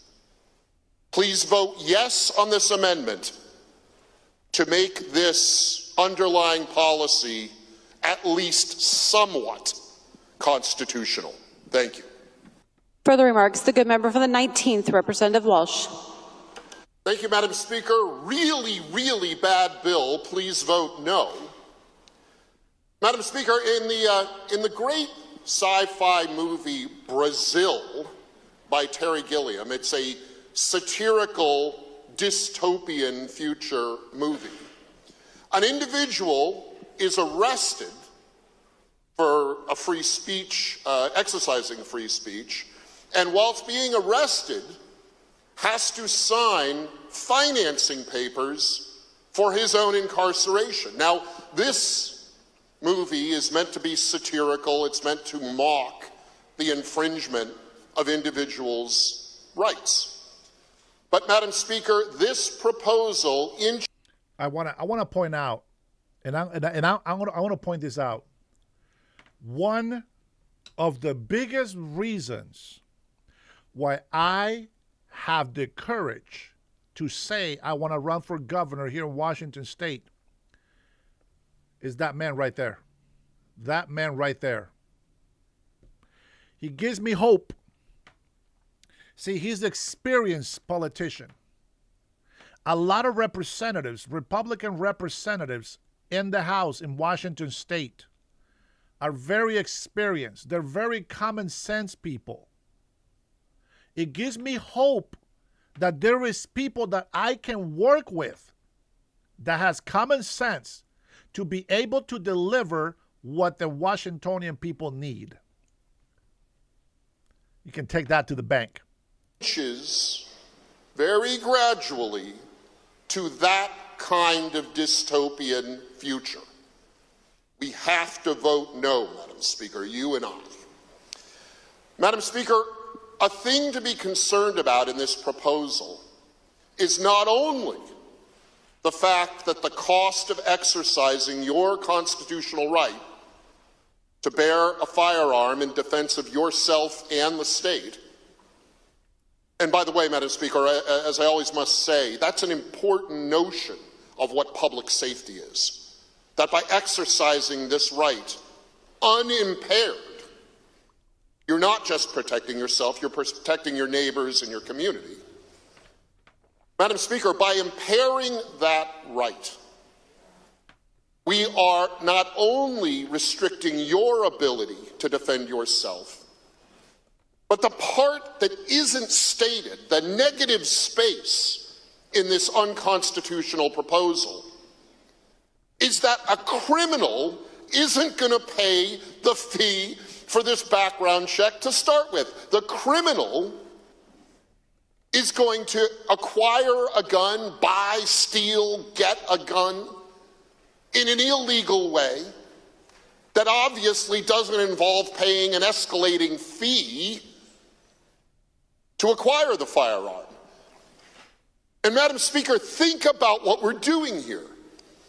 We're increasing the cost to you, a law-abiding citizen, to acquire a pistol or other firearm to carry and protect yourself with, making it harder for you to do that, impairing your ability to do that, while the criminal who has no concern for following our laws will acquire his or her firearm without that impairment. Madam Speaker, we need to refocus our public policy. We need to focus on preventing the criminals from getting guns or punishing them appropriately when they use a gun in committing a crime. And we need to stop impairing your ability as a law-abiding citizen to exercise your constitutional right to protect yourself and your home and your kids or grandkids and your neighbors and the whole state. The brilliance of Article 1, Section 24 of our state constitution, which, as you know, I find superior to the Second Amendment protections in the federal Constitution, is it says explicitly, our public policy should not impair your right to bear a firearm because your exercise of your right to bear a firearm protects everyone. Let's redirect our policy and focus on the problem, not penalize law-abiding citizens in impairing their rights. Let's put this bill aside and let's you and I focus on doing things that will actually help public safety and safe neighborhoods and safe communities and the safety and self-defense of all Washingtonians. Bam. 100%. Man, I love that guy, man. He's always right on point. Right on point. Now, you know what? Let me see. What questions do you have in here? Somebody has a question here. Somebody, Eric thinks that the elections are now safer than they have ever been. Let me tell you something. When I hear hundreds of thousands of ballots missing signatures, makes them not legit. When I get 2 ballots in the mail to vote, that doesn't tell me that the voting it's secure. Elections are not secure. So stop living in la la land and come back to live in reality. What is wrong with showing photo ID to vote? To say I am an American? Shouldn't you have enough pride to go get your birth certificate? Shouldn't you have enough pride to get an ID that says that you are an American citizen? What is it? What is this? Why is it so hard for you to come to terms with that? I don't understand. You guys support Gavin Newsom. You support Gavin Newsom, and he goes out there and talks to the low IQ people, apparently. Goes and talks to black people and tells them, hey, guys, I'm just as dumb as you are. I only got a 960 on my SATs. I can't even read the prompter. I can't read speeches. I'm just as dumb as you guys are. What the hell? That's who you support?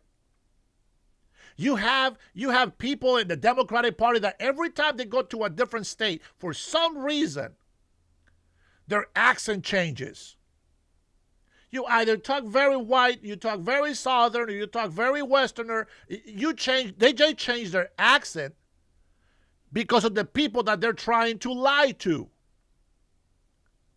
When AOC goes with Mandani and tries to give a message to illegal immigrants that they can register their 3-year-olds into school for free, and she's over there speaking Spanish, which, by the way, for a Puerto Rican, her Spanish is horrible. You guys want to make fun of accents? Her Spanish sucks. She does not talk like a Puerto Rican. Now, see, Puerto Ricans, they have an accent, and they don't pronounce certain letters, but that's how the Puerto Ricans talk. She doesn't talk like a Puerto Rican. So to me, her Spanish just sucks. Okay? That's just me. And then you have them lying to people. They still don't want to put Americans first. They still want to put illegal immigrants before any American. How can you stand there and defend them? How can you tell me that the illegal immigrants are not getting any health benefits when every single Democrat politician supports it 100%? We have seen them live saying it. Bernie Sanders has said it, continues to say it. How can you deny that? How can you be so naive? How can you let them lie to you and then you defend them? Even if they're lying right in front of your face, you still defend them. Yeah, you know who's Mr. Racist? Jasmine Crockett. Talking about illegal immigrants got to go pick cotton because black people ain't doing it no more. How about that? How about Joe Biden calling schools jungles because they're going to be mixed with black kids? How about racist Joe Biden talking about white people, white children have the same opportunity as poor children? How about that? How about telling black people, you ain't black if you don't vote for me? How is that for racist? Why are you defending that party? Don't come over here with your dumbass rhetoric. Come over here to me with truth, with facts. Give me something that I can learn from you. Don't come over here throwing insults like an idiot. Throw an insult when you make a point. I'll take it. That's fine. You win. You got it. You got it.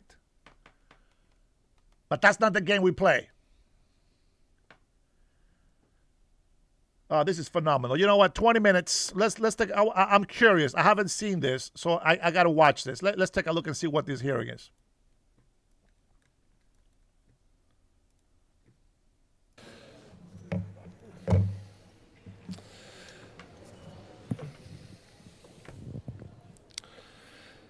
Mr. Speaker, over the last month, gas prices in California have risen by about 40 cents.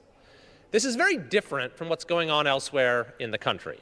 In fact, right now, gas prices in California average $4.63, where the national average is $2.97. California's gas prices are by far the highest in the country. They're 23 cents higher than the next highest state, Hawaii, which of course is an island state. And lest you think this is strictly a matter of red states versus blue states or Democrat versus Republican policies, take a look at folks not far from here in Maryland are paying for gas.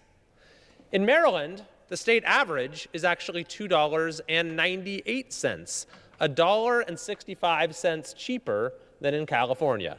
And here are examples of a gas station in California and a gas station in Maryland. Now, Maryland is actually a bluer state than California is.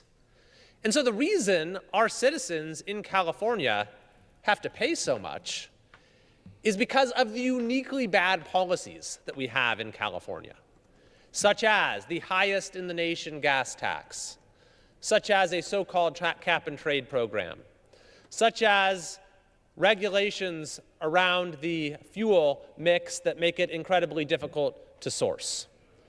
All of this has caused 2 refineries to now leave our state, which is going to spike gas prices even more. Indeed, it has recently been reported that California is now importing gasoline from the Bahamas, in addition from many other places overseas. By the way, this gasoline comes in on tankers that run on petroleum.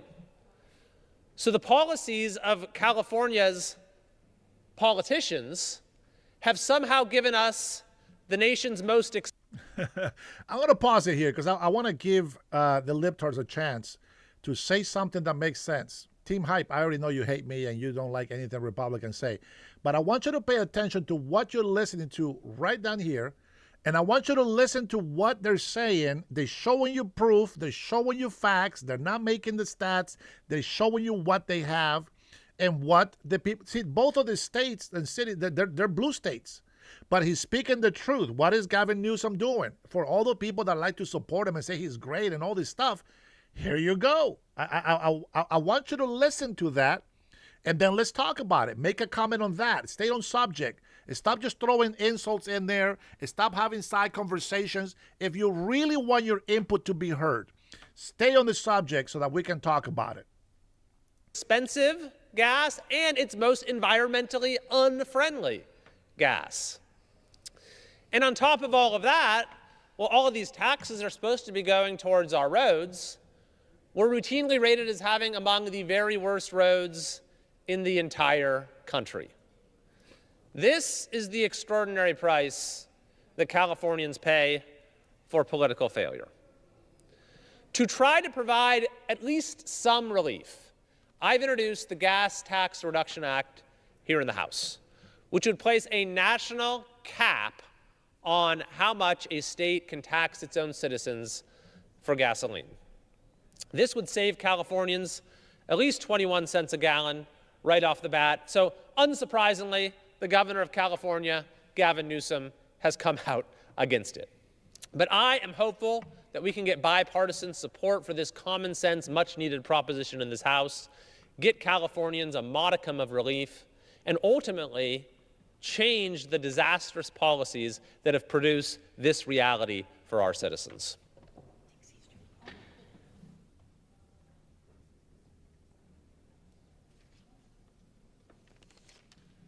Gas is $4.50 here in Seattle, Washington, by the way, when it was $3.09. Mr. Speaker, I rise today to share the alarming news that in California, a serial child molester by the name of David Funston has been granted early release. The parole board has granted parole to Mr. Funston, a serial child molester who, according to the Sacramento County Sheriff's Office, used candy and toys to lure children 7 years old and younger. He was convicted of 16 counts of kidnapping and child molestation. According to the sheriff, multiple young children were victimized, some as young as 4 years old. He was sentenced to more than 20 years in prison, along with 3 additional consecutive sentences of 25 years to life, with the judge describing him as, quote, the monster parents fear the most. And yet, the parole board has now released him, or has recommended his release, pursuant to a program known as the Elderly Parole Program that grants eligibility for parole to individuals over the age of 50.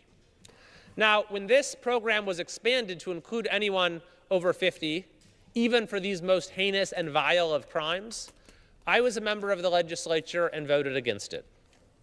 It, in fact, received broad bipartisan opposition.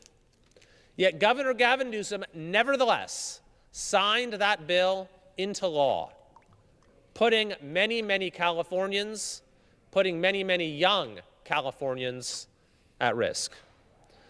Mr. Speaker, this is the outrageous consequence of reckless criminal laws in California that have removed consequences for criminal activity and provided for the early release of tens of thousands of serious, hardened criminals. We've made some progress in California through a voter initiative to make crime illegal again, passed overwhelmingly by California voters in 2024. But we have a long way to go to reverse the reckless laws that remain on the books and protect Californians from the most heinous of offenders.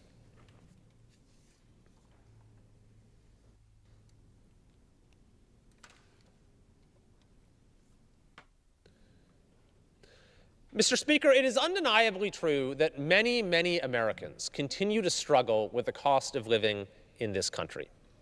But what is also true is that those struggles are not felt uniformly throughout the country, that prices are much higher in certain places than others. In my own state of California, we have the highest cost of living in the country. And our governor, Gavin Newsom, was asked about this recently on CNN. Why does California have the highest cost of living in the country? The governor had no answer. But the answer is obvious. It is the state's failed policies that have, through this laboratory of democracy experiment we have in this country where you can compare the results of different policies side by side, state by state, they have driven up the price of just about everything in California. So we have the highest gas prices in the country, the highest electricity prices in the country, the second or third highest water bills in the country, the second or third highest grocery prices in the country, the highest taxes in the country, the highest housing costs in all of the continental United States. The list goes on, which is why when you look at the Census Bureau's measure of the real poverty rate, which accounts for the cost of living, California has the highest poverty rate in the entire country. And by the way, we also have the highest unemployment rate and among the lowest rates of wage growth. So not only are our residents forced to pay the highest prices, but they are experiencing the smallest boost in their earning capacity and paychecks. Now, the policies that have created this unfortunate reality are not difficult to identify. California taxes its citizens more than any state. It regulates its businesses more than any state. It has the worst litigation environment of any state. It has the most onerous regulations on gas and electricity and energy. It has failed to build adequate water storage in many, many decades, although we're thankfully changing that. It places tremendous restrictions and frivolous litigation on building housing and imposes fees that make it cost tens of thousands of dollars before you even break ground, which is why Gavin Newsom claimed he was going to build 3.5 million new homes when he came into office and has produced less than 20% of that number. So, Mr. Speaker, there is a lesson to be learned here when we talk about an affordability agenda that we can pursue here in the House to lower costs and improve the quality of life for folks all across the country. It is to do the opposite of what states like California have done. It is to do the opposite of over-regulating each and every sector. But instead, we should look to unleash the extraordinary capacity of the people of this country to build, to start businesses, to build housing, to remove the barriers, to be on the side of those who are creating and making life and providing more opportunities to folks all across this country. We've passed some measures, I think, that are important steps in that direction, but we certainly have more to do, and we should bear in mind the example of California as we move forward with that agenda and seek to raise the quality of life for folks across the country.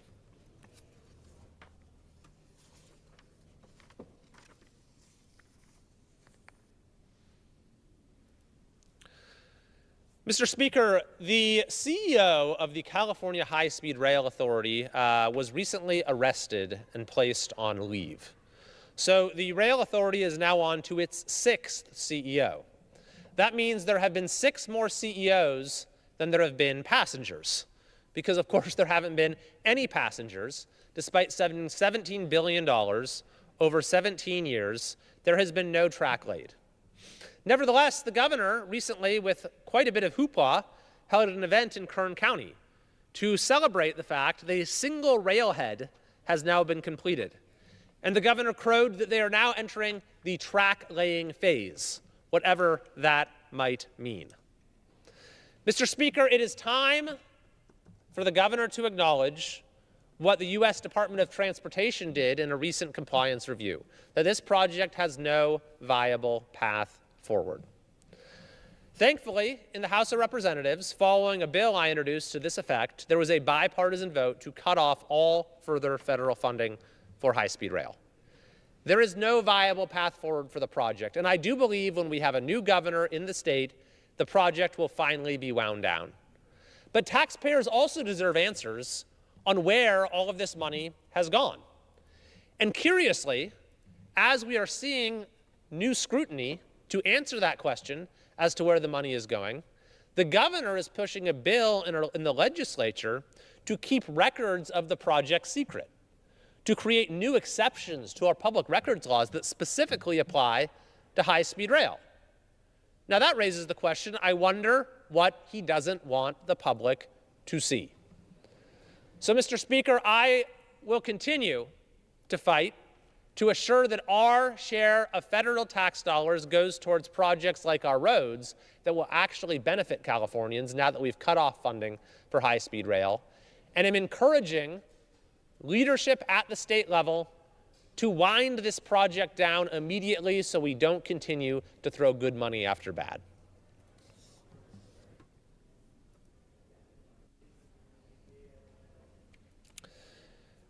Mr. Speaker, I am grateful to hear that there is going to be an investigation, an audit of the so-called next generation 911 system in California by the nonpartisan state auditor, or at least this is being requested.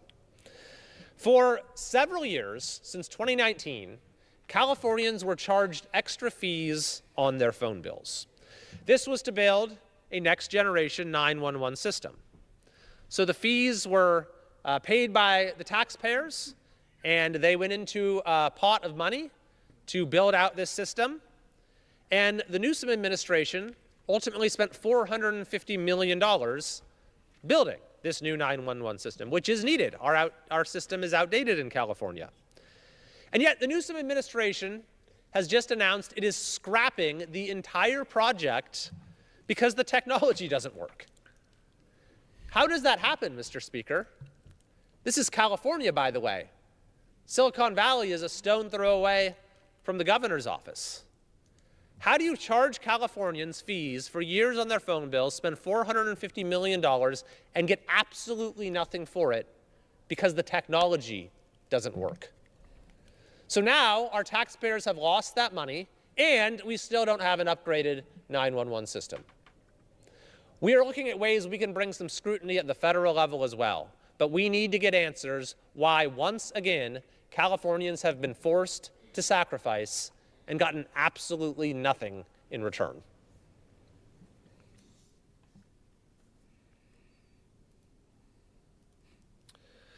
Mr. Speaker, the so-called wealth tax being proposed in California has now caused individuals worth a combined $1 trillion by some estimates to leave the state. The latest are Mark Zuckerberg and Steven Spielberg. Others include Larry Ellison, the founders of Google, Larry Page and Sergey Brin, among many others. Now, the wealth tax would confiscate 5% of an individual's net worth if they're worth more than $1 billion. And what's worse is it would actually go after people who have already left the state if they had been in California within a year of the measure's enactment. So that is why you're seeing this exodus simply based on the wealth tax being proposed.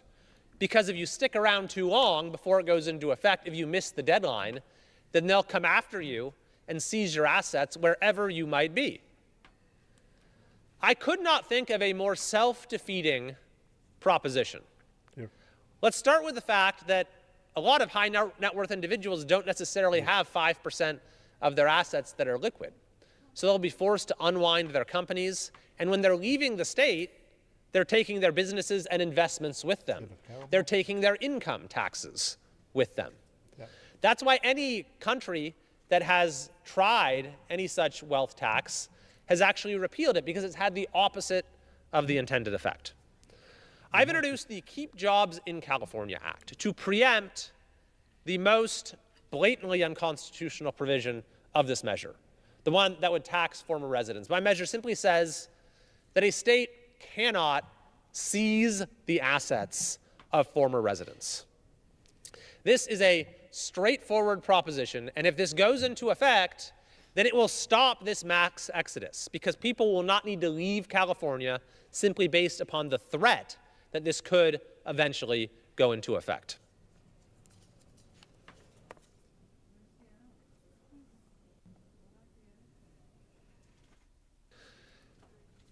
Mr. Speaker, I have joined with several of my colleagues, including the co-sponsor of legislation I've introduced, Representative Costa, in calling for immediate consideration of our bill to find, detect, and shut down illegal biolabs operating throughout the United States. A couple weeks ago, a second illegal biolab run by Chinese nationals was discovered in Las Vegas. This follows the lab that was found in Reedley, California, a couple of years ago. It was run by the same international fugitive with ties to the Chinese Communist Party. And while the samples are being tested now, it looks very similar to what was found in Reedley, where some of the world's most dangerous pathogens were being held. Pathogens like E. coli, like malaria, like HIV, like COVID, like AIDS, in this facility that no one knew was even there. They also had genetically modified transgenic mice in this facility in Reedley.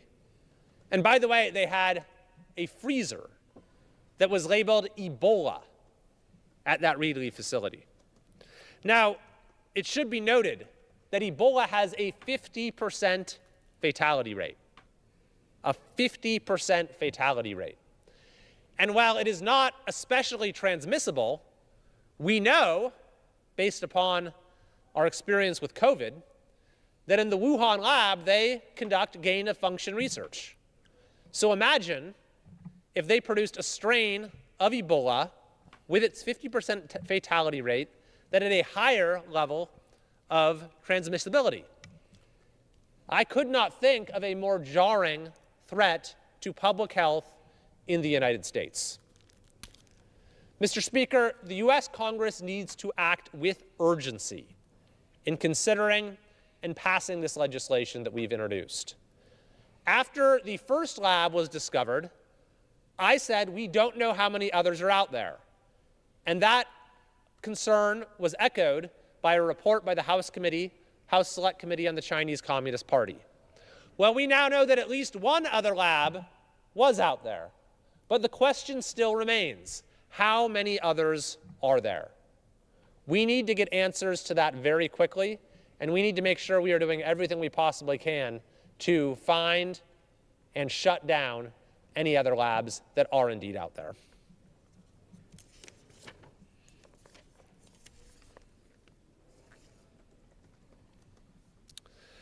Mr. Speaker, I rise today to congratulate and recognize Pride Industries on reaching their 60-year anniversary milestone. In 1966, Pride Industries was founded in the basement of a church in Auburn, California, by a group of parents of young adults with developmental disabilities. These parents shared a simple yet powerful goal: to ensure their grown children had purpose and the opportunity to participate in the workforce. Now, 60 years later, still based in Placer County, they are the leading employer in the nation of people with disabilities. And Pride has operations that span across 15 different states, as well as here in Washington, D.C. Throughout the past 6 decades, Pride Industries has remained committed to making direct investments in breaking down barriers to employment, strengthening our local workforce, driving economic growth, and delivering a lasting and meaningful social impact. It is an honor to represent exemplary organizations like Pride Industries in Congress. As such, I commend Pride Industries for their ongoing dedication to helping people with disabilities realize their full potential and maximize their participation in the workforce. Therefore, on behalf of the United States House of Representatives, I join Pride Industries in celebrating 60 years of service, and I look forward to seeing all that they will continue to accomplish in the years to come. Mr. Speaker, I yield back. How are the talks going with Iran? Are you happy with the progress? No, I'm not. I'm not happy with the fact that they're not willing to give us what we have to have. So I'm not thrilled with that. We'll see what happens. We're talking later. We'll have some additional talks today. But no, I'm not happy with the way they're going. Concerned at all about President Bill Clinton being deposed and that sets precedent for you and your family? Bonus. I don't like seeing him deposed, but, you know, they certainly went after me a lot more than that. I don't like seeing him. Look, I like him, and I don't like seeing him deposed. Democrats saying they have the votes to subpoena Howard Lutnick. What is your reaction to that? Howard would go in and do whatever he has to say. He's a very innocent guy, doing a good job. Mr. President, you especially envoy to Barak now is in Iraq. What's your message to the Iraqi leadership? Well, I get along very well with the Iraqi leadership. Thank you. Governor Pritzker posted on social media that you're planning to steal the 2026 midterm elections. In fact, he says the plan is already underway. How do you respond to Governor Pritzker? Well, he's got to focus on crime in his state. The crime in his state's doing very badly. If we went and took care of it, we would do just like Washington, D.C. We have no crime. Memphis, it's down 82%. Louisiana, you take a look at Louisiana. What he should really do is focus on crime in his state because there's too much of it. Have you made a final decision of Iran? Have you made a final decision on Iran? Have you made a final decision on Iran? No, I haven't. Do you believe that Iran is producing nuclear weapons? If negotiation break down with Iran? Well, we haven't made a final decision. We're not exactly happy with the way they negotiated. They cannot have nuclear weapons, and we're not thrilled with the way they're negotiating. So we'll see how it all works. What was that vote doing in Cuba, and do you believe the Cuban government? The Cuban government is talking with us, and they're in a big deal of trouble, as you know. They have no money, they have no anything right now. But they're talking with us, and maybe we'll have a friendly takeover of Cuba. We could very well end up having a friendly takeover of Cuba. Well, what about the vote, sir? The vote that was there? Many years. We've had a lot of years of dealing with Cuba. I've been hearing about Cuba since I'm a little boy, but they're in big trouble, and we could very well, something good, I think very positive for the people that were expelled or worse from Cuba that live here. You know, we have people living here that want to go back to Cuba, and they're very happy with what's going on.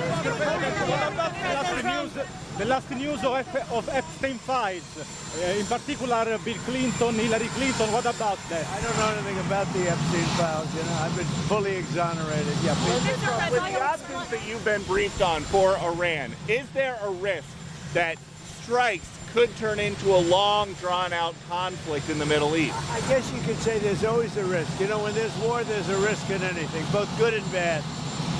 We've had tremendous luck with myself, Soleimani, al-Baghdadi. Everything's worked out, and then we do the Midnight Hammer and so many others. Everything's worked out, and we want to keep it that way, but we're going to see.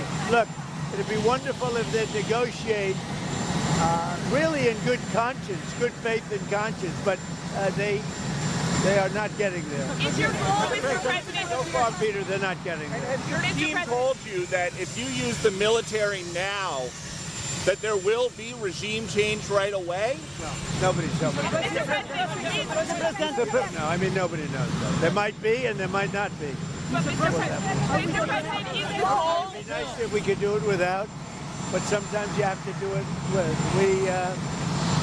When you looked at look, we have the greatest military anywhere in the world. There's nothing close. I'd love not to use it, but sometimes you have to. Mr. President, to be clear, are we going to have a change in the regime in Cuba soon? Well, Cuba's doing very badly, failing. Cuba right now is, to put it mildly, a failing nation. And I've been hearing about Cuba. I said before, since I'm a little boy, I've been hearing about Cuba. And everybody wanted to change it. I can see that happening. Marco Rubio is dealing on it, and at a very high level. And, you know, they have no money, they have no oil, they have no food. And it's really right now a nation in deep trouble, and they want our help. Mr. President, in Iran, Mr. President. You talk about sanctions relief for Russia and expanding U.S.-Russia economic and trade ties as part of sanctions relief. I'd like to just see that war over with. I spoke with President Putin. Would like to see the war end. And I would like to see it end fast. Sir, are you 25,000 people died last month. It's crazy. To have that war is just absolutely, it's a shame. Sir, are you considering a national emergency? Are you considering a national emergency around the midterm elections? Who told you that? There's been reporting that there's an executive order, proposed executive order about this. Are you looking at that? Are you considering? I've never heard of that. I know that you said that the regime of Delcy Rodriguez is cooperating, but in that government there's still an individual, the Minister of Interior, Diosdado Cabello. He's still indicted by the U.S. government for narco-trafficking and narco-terrorism. Do you want to see him facing charges here in the United States? What we'll do is I'll take a look at it. Will there be implications for Cuba? Are you going to put more pressure on President Putin, sir? We'll see what happens. We want to make a deal. We're going to make a deal. It's a question of when. We want to make, how are you? Hello, how are you? Hello. We want to make a deal with Russia. We want to make a deal with Ukraine. I think we're very close, but we'll see what happens. President, will there be an update on Cuba? Mr. President, thank you. Mr. President, what are you going to do about the violation of Rwanda? He violates the peace accord. Looking at it this afternoon. That's exactly. Mr. President, talk. Mr. President, are you planning to restore ties with Belarus? Are you planning to restore ties with Belarus? With Belarus in Europe? Yeah.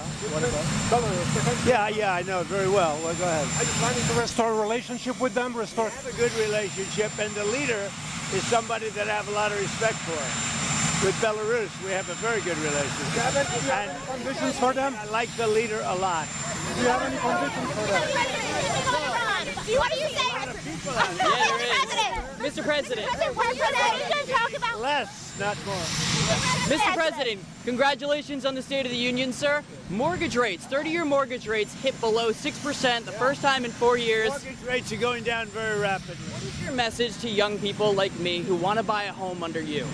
Save a little money, wait a little longer, you're going to get a mortgage for a very low rate. Mr. President, is there talk about what He's got a great job, too. What? is there Iran that was shot down in Texas. Is Iran trying to string you along? Well, we're not happy with what's going on. They should make a deal. They'd be smart if they made a deal. No nuclear weapon. We want no nuclear weapons by Iran, and they're not saying those golden words. Mr. President, I'm filling in for Brian Glenn. What do you hope to achieve on this trip to Texas? Do you plan on making any endorsements while you're there? What we're having is tremendous luck with oil. We've got more oil than anybody, and the prices of gasoline are coming way down, and prices generally are coming way down. The pricing it's been amazing what we've been able to do in 1 year. Prices are way down, led by energy, led by oil. So it's Texas. It's a little bit of an oil meeting, I would say. Thank you. Thank you, Mr. President. Are you still considering an executive order on elections? No, I haven't heard about that. Mr. President. Thank you. Next weekend in Florida, are you receiving leaders from Latin America? What do you intend to discuss with them? And if you had a date to receive the president of Brazil here at the White House? Well, I get along with the president of Brazil very well. I'd love to. And for the meeting with Latin America leaders? Pakistan has waged a war against Afghanistan. Have they asked you to intervene? Has anyone reached out to you on that? I would, but I get along with Pakistan, as you know, very well. Very, very well. You have a great prime minister. You have a great general there. You have a great leader. That I think two of the people that I really respect a lot. And I think that Pakistan is doing terrifically well, yeah. Mr. President, why you are not happy about Nouri Maliki nominated to become a new Prime Minister of Iraq? We're going to see what happens with Iraq. We're going to see what happens. Thank you, Mr. President. It'll all work out well. And I like Iraq, and I like the people of Iraq a lot. Thank you very much. All right, that was bonus material, since that's not what I was going to show you yet. We are talking about Democrats ruining Washington State right now. And guys, if you are a Democrat, it doesn't mean that you are the problem. When we're talking about Democrats, yes, it does include Democrats, but we're really judging the government of the Democrat and their policies. I have nothing against Bob Ferguson here in Washington State or any of the loonies in the government. I really don't. But besides me calling them names, they can call me names too. But besides that, what I have a problem with is policies. Policies that do not protect our innocent children. Policies that do not protect our Christian values. Policies that abuse our children. Policies that encourage teachers to take our elementary and middle schoolers and high schoolers, all these minors, out of school where they're supposed to be learning history, learning how to be the next great citizens of this country. Take them out on protest. Little elementary kids out there, FIs. What the hell kind of teaching is that? Middle schoolers, FIs. What kind of teaching is that? I'm against that. I am 100% protecting our children from the womb until they turn 18 and plus. I am all for American citizens. I am all for migrants visiting legally. I am all for foreign exchange students. You have to take care of the future of your children. And any migrant that comes into this country will understand that by us fighting, even though they're not citizens yet, by us fighting to protect the border and to make sure no illegals are in this country, they will know that in the future, when they do get a chance and decide to become an American citizen, they will know that we have their backs. And they will become a citizen because they know how this country is safe and how we respect the law. Now, with that being said, I gave you the hearing about Gavin Newsom in California, because here in Washington State and maybe other states, I mean, there's a lot of podcasters out there. There's a lot of people out there that are pro-American and not pro-illegal immigration. There is a lot of Hispanics. There's a lot of Latinos. There's a lot of migrants who agree with us, who have known that there is a sacrifice, that there is a sort of a hardship that we have to endure to be able to become American citizens or even residents, or even get the remote chance to come and visit this country. But the fact is, those who respect the law will have a higher chance or percentage to be better citizens or better people in this country. I find that a lot of black people are waking up to these Democrats. Speaking of black people, we'll come back to Washington State. Stephen A. Smith. You know, this is a guy that became very famous through his sports commentary. He's been very political lately. You know, I like the guy. You know, I don't know how or why a black person needs to work on a tan. But the last video that I watched of him, he was using blackface. Hey, listen, I says it as I sees it. But you know what? This is what I'm going to say about him. And a lot of black people out there that haven't woken yet. There's a lot of great black people that are now conservatives and supporting the policies that protect the American citizens. People like Stephen A. Smith. You know, they want to sound like they are for. Bye, Janice. You leaving? I didn't see the message. But if you are, thank you for being with us, Janice. We'll see you later, hon. You know, many people that defend the Democratic Party, I don't understand why. Why would you defend the Democratic Party? Especially black people. The Democratic Party has done nothing but use and abuse the black communities. I don't understand why any black person would support Democrats. I'm serious. I'm serious. I do not understand why they would, but they do. And Stephen A goes in here and he starts saying, and this is the problem with loyalism. Stephen A. Smith is a loyalist. And this is the problem with loyalism. Listen, I can be a Democrat or I can be a Republican. I can be any of those things, but I got to support, I vote for the policies that they have. Even though a lot of politicians, they promise things and they don't fulfill the promises. I get it. Gavin Newsom. All these Democrats that have promised to do this and they've done the opposite. Bob Ferguson promised to bring more police force. Instead, they got fired. And they still use the $100 million for social workers, for social programs. You have to understand something. We're not making things up. We are talking on what we see happening right now. We see what happened in the last 10 years, in the last 2 decades. And then we're making a comment on that. What do we see? What has changed? See, from Jay Inslee, we had a period where we say F Jay Inslee. Why? Because the guy raised taxes on us. The guy allowed for the LGBTQ to go rampant and Antifa to grow crazy in Washington. Not taking care of the American Washingtonians, the law-abiding citizens. And that, my friends, is a big problem. Jay Inslee did not take care of our farmers. He did not. When Chaz was in Seattle, they took over the precinct. He had no idea. Hey, Hoopty West, good to see you, brother.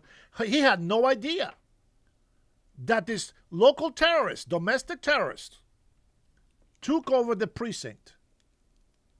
How can some weak-ass Antifas take over a full precinct with police officers? Even the chief of police left and let them take it over. Yeah, she resigned afterwards, but still. How can the governor not know? How good was that vacation that they couldn't give him a call and say, Governor Jay Inslee, these criminals are taking over the precinct. Send the National Guard. They didn't do that. They didn't do that at all. So what's crazy is like, guys, I don't care if you insult me, but please do it because it's the right thing. I know that sounds weird, but if you're right, okay, by all means, you can go off on me. But I'm not telling you my opinion because I'm a loyalist to Republicans. I'm not a loyalist to President Trump. You heard him just there on this little brief extra. You know, he says if Lutnick gets subpoenaed, then he's got to go and say what he's got to say. He's not going to go and defend him and say, oh, yeah, he's a pedophile, but yeah, you know what, we're going to go ahead and excuse him. No. He said, I'm exempt. They keep saying Epstein files. Everybody, every chance they get. Epstein file, I get it. It's interesting. It's some sort of sci-fi, and you want to see people being punished. Unfortunately, the Democrats are not happy because Donald Trump is not implicated in any of the McNasties. And let me just point out, just because people were in that island doesn't mean they were doing things in that island. Let's be clear about that. You guys are on a whole nother level of science fiction. Do I believe that there's some atrocity? Sure. Do I believe bad things has happened? Sure. But let me tell you, and I'm going to bring this up. This is just a special comment just for those special people that keep saying Epstein files. When did the Epstein files appear? When did the trials start? What should we do if you keep telling me that President Trump is a pedophile, if you keep telling me that all these files in here have all these guilty people in here, let me just ask you this question. Who should we be mad at? The people, the judges, the lawyers, all the witnesses, who should we mad at? Who should we be mad at? The people that saw all of these files a long time ago and kept their mouth shut. Should we judge the judges for allowing redactions? All these witnesses that came out to place? Not one witness came and said, hey, David, Matthew, John, Lincoln, and all these other guys, they did. Nobody. So what's the problem now? Exactly, Brian. So what's the problem now? We got to get into it, right? But I want you to ask yourself that question. Why everything about Trump? You know why? Because you've been lied to. Because every legacy media outlet out there pushed an agenda, a false narrative pushed by Democrats, corrupted politicians. How do I know they're corrupted politicians, you say? Well, let's take a look at the facts. See, they're not my facts. They're just facts. They're not your facts. They are just facts. When you look at the politician Democrats today, check it out. Do your research. Who were they in the 90s, even early 2000s? What were the policies of the Democrats? Till this day, they have not taken any accountability for getting rid of manufacturers, for China taking away our IPs. They had taken no accountability for all these NGOs, contractors, wasting trillions of dollars. They blame Donald Trump for printing more money. They say, $16 trillion. Oh, what do you do with that? Well, what happened with COVID? What did President Donald Trump say? No, it's not MAGA facts. It's just facts. What were the policies of Nancy Pelosi in the 90s? Tariffs. Secure the border. Hillary Clinton. Everybody. Every single Democrat. The same exact policies that we are supporting today is what they supported back then. And as I said before, they are just facts. Not my facts, not your facts, just facts. They were asking, Chuck Schumer was telling, we need voter ID. Now he says we don't need voter ID. This is Jim Crow 2.0. Shut the hell up, Schumer. Retire already, will you? Just retire and go to Israel. Go over there and enjoy your people. You obviously don't care about this country. So those are the facts. And then we have, okay, sure, yeah, there you go. That's a good question, V-Son. Give me a policy from a Democrat, and I'll give you a policy from a Republican. Now, when you do that, I'll be looking for you, okay? I'll be looking for you. Now, when I talk about what's going on here in Washington State, taxes being raised, prices going up, okay? I want you to use common sense. I want you to think about this. I want you to think about it. Let me see. I put this question before, and I'm going to put it again. But I want you to give me a Democrat policy that you like, that you support 100%. Militia is not a policy. Oh, man. I'm going to give you guys a chance. Does any Democrat want to call in and talk policies that you support? Does anybody want to support the Democrat politicians right now?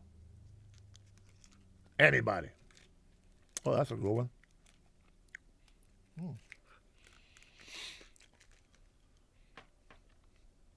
Let's see. That is true, Si. That's slide 13. That is true.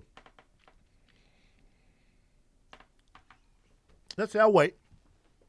I'll give you guys a chance. One policy. Here we go.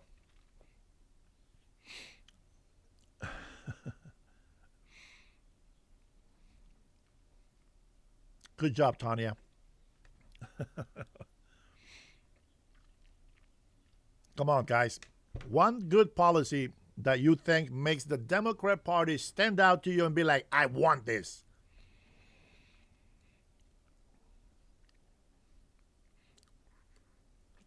True that, Sergeant.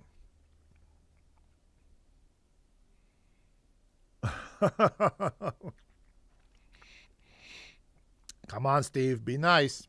Be nice. Connie says you're not worth a response. You know what that means? You don't know shit about the policies. That's why. Okay, sure. Okay, I'll give you a policy. Secure the border. Secure the border. That's an American policy that Republicans are enforcing. Keep men out of women's locker room. That's another policy. That's another policy. Do not allow people to abuse our children and mutilate them. That's a policy. I support that 100%. Go ahead. Give me one Democratic policy that you say, man, I want to vote for Democrats. Give it to me.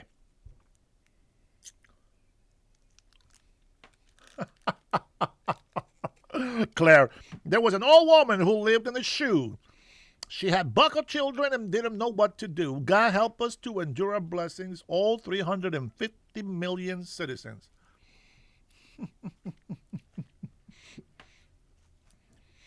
Keith Moore says, stop wasting our time. You won't get an answer. You're wasting your own time. That's right, Visan. Everything that we fight for is just common sense. That is our policy. Here is the biggest policy of all of them. The biggest policy. This will take care of everything. My biggest policy, American citizens first, before any foreigner or illegal immigrants. Come on. You want to talk smack about me? Give me your policies. What policies do you follow? Now, this caramel chocolate bar is pretty good. Whoopty West says, won't get an answer because there is not a good one.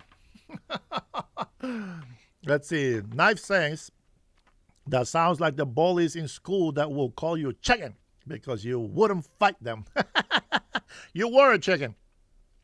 I understand that. I know because I fought bullies. I fought bullies in school.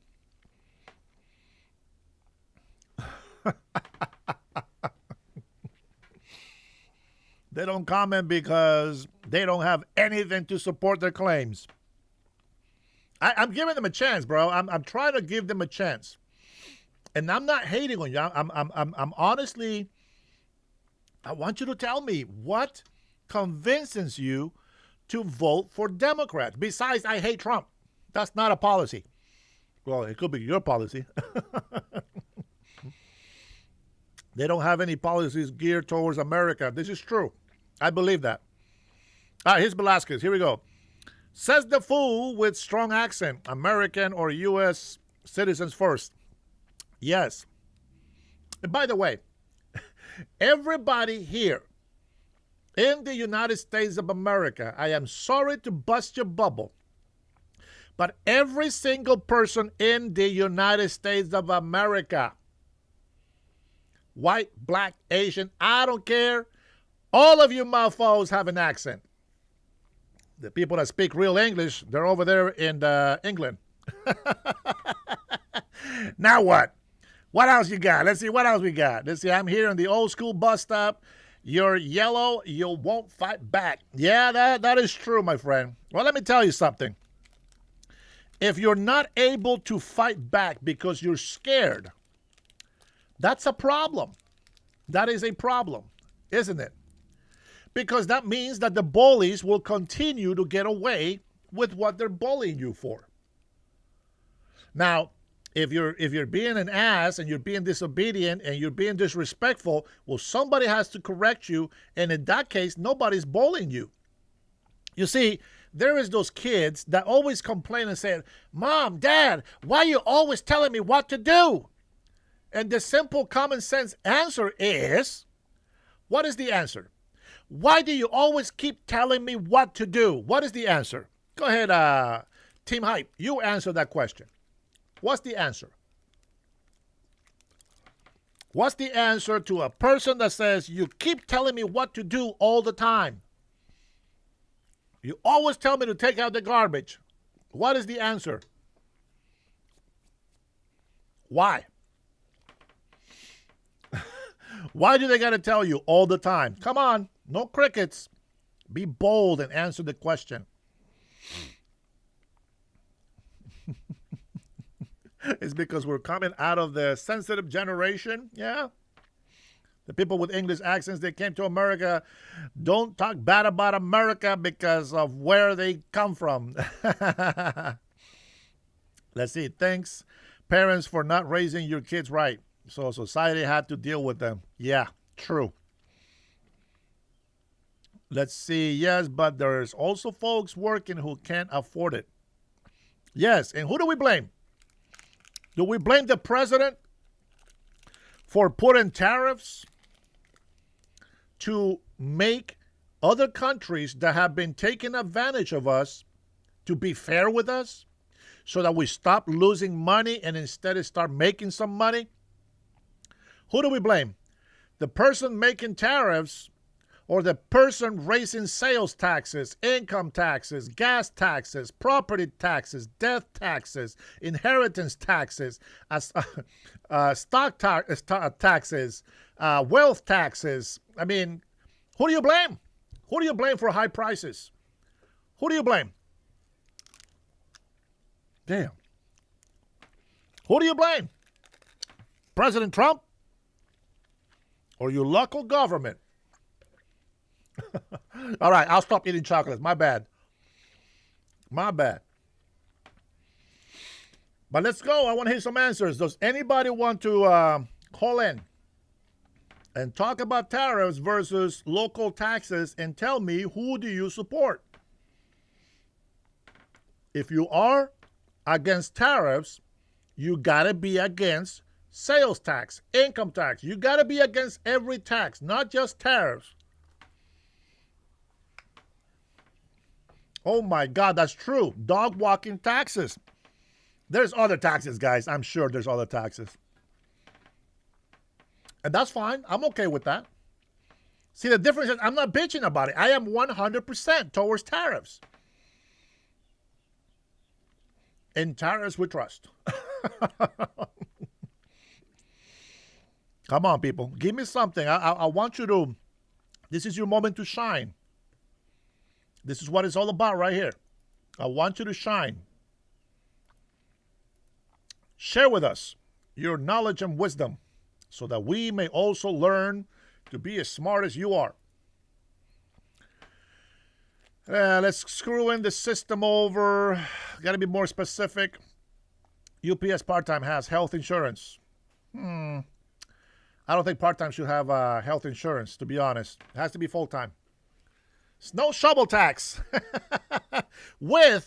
But you cannot shovel snow unless you have 2 pieces of ID. That's right. 2 pieces of ID and a social security. That's it. Johnny says the taxes get raised because it counts for the people that live in their community. If there is illegal, then taxes will be raised on behalf. Okay, here's the thing. Here's the thing, and I know I'm not trying to set you up or anything. Okay, I think, okay, if we had honest, capable, responsible government, all the taxes that we pay would do great. The problem is this, my friends. The problem is this. The mayors blame the governor. The governor blames the president. And okay, let's put the blame where the blame goes. Why is it, as I mentioned here, this question, this is the third time I posed this question right here. It's a very simple answer, very logical, very common sense, easy to answer. If you defend the Democrat politicians or even Republicans, it's not just Democrats, even Republicans, local government is always who is to blame for your cost to live in a state, not the federal government. SI 1314, that's what I'm talking about. And I would say it's sort of like a 50-50, okay? I will give 50-50. I know. A little hypocritical because of what I said, but it's 50-50. Why? Well, here's the thing. So in my question, I say, I want to know why Trump is lowering prices, but prices keep getting higher and higher in blue states and cities. I should have put red and blue. I'm sorry. But I want to include both colors here, both parties. It is the responsibility. Watch this. It is the responsibility of the governor, the mayors, and the city councils and obviously the representatives, right, and all this stuff. But it is their responsibility to run their state efficiently and good for the people. Because you got sales tax, for example. If I become governor, you are not paying an extra $500 on your tabs for your car. That's not how it works. Tabs should not be over $100, $150 at the most. So that shit's going to go away. I'm sick of that. But I want you to know, we pay. Watch this. It has to make sense. It's very simple, but it has to make sense. Now, I could be wrong. I don't think so, but I could be. We have sales taxes according to the cities and counties, okay? We don't have a state income tax that is unconstitutional for us because it's not uniformed. Now, they have property taxes that I wish I can take away, okay? But they have property taxes, they have sales tax, they have gas tax, they got transit tax, they got all these taxes that they add on to your money that makes it unaffordable. But here is the thing. If they were to budget the money correctly, all the taxes that we pay should be enough to build bridges, to maintain our streets, to provide for more work. More companies will come in here and invest. Corporations will create thousands and hundreds of thousands of jobs. There's millions of people here. There should be no unemployment. But the responsibility doesn't just lie on the government either. Every citizen that is able to work should go to work. They should be more strict on who gets welfare. But I also believe in this, and I'm going to try to stay on track. I believe that the limit of how much money you can make maximum money. You cannot, how do I explain this? Here's the bar. If you make more money than this, you don't qualify for free food or health care. Just hear me out. If you work full time Watch this. Full time. Whether you're at a poor level, full time. At a middle class level, full time. Or rich, it doesn't matter. If your income at full time, it's 30% of what the rent is, you should qualify for welfare. Even if you're making $50,000, $70,000 a month, a year. If the income that you have, there's so much work, but if the housing pricing, right, depending on where you live, if it's more than 30% of your check, which by the way is 100% of your check, just so you know, if it's at a 30% of your check, you get free food and you get free health care. That will break all the problems. Not only are we encouraging people to work full time, we're also making more taxes. The people are making more money and they're getting benefits like food stamps and health care. Obviously, there's going to be a limit. That's what I said. If your housing cost, like your rent, is more than 30% of your income, you got to qualify for all those things. A lot of people don't work because if they work, they will just work to live the same way. What kind of incentive is that? Let me give you an example. The government gives people, right, if you have negative in poverty level income, that's ridiculous. I still don't get how that works. Negative poverty level income. You qualify for free daycare, sometimes housing if it's available, right? Subsidized housing. You get free welfare, which means free food, SNAP benefits, and you get free medical, okay? So if you go to work, check this out. If you go to work full time, you don't qualify for medical, you don't qualify for SNAP, you don't qualify for food, okay? Watch this. You go to work full time and you are now still making no money. You still make no money. No, you're still not making it. Michael, don't even go there. I've experienced this myself, so shut the hell up. I'm talking from experience. What is the incentive to go to work full time? If I work full time, I cannot afford health care anyway.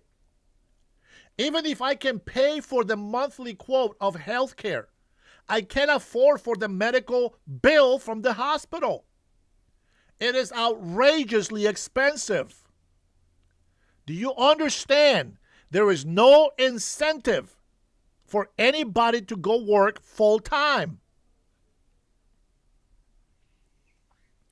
But if they raise the bar, if you work full time and the rent is over 30% of your income, you will still qualify. It doesn't matter how much you make. If your rent is more than 30 to 40% of what your income is, you will qualify for food stamps and free health care.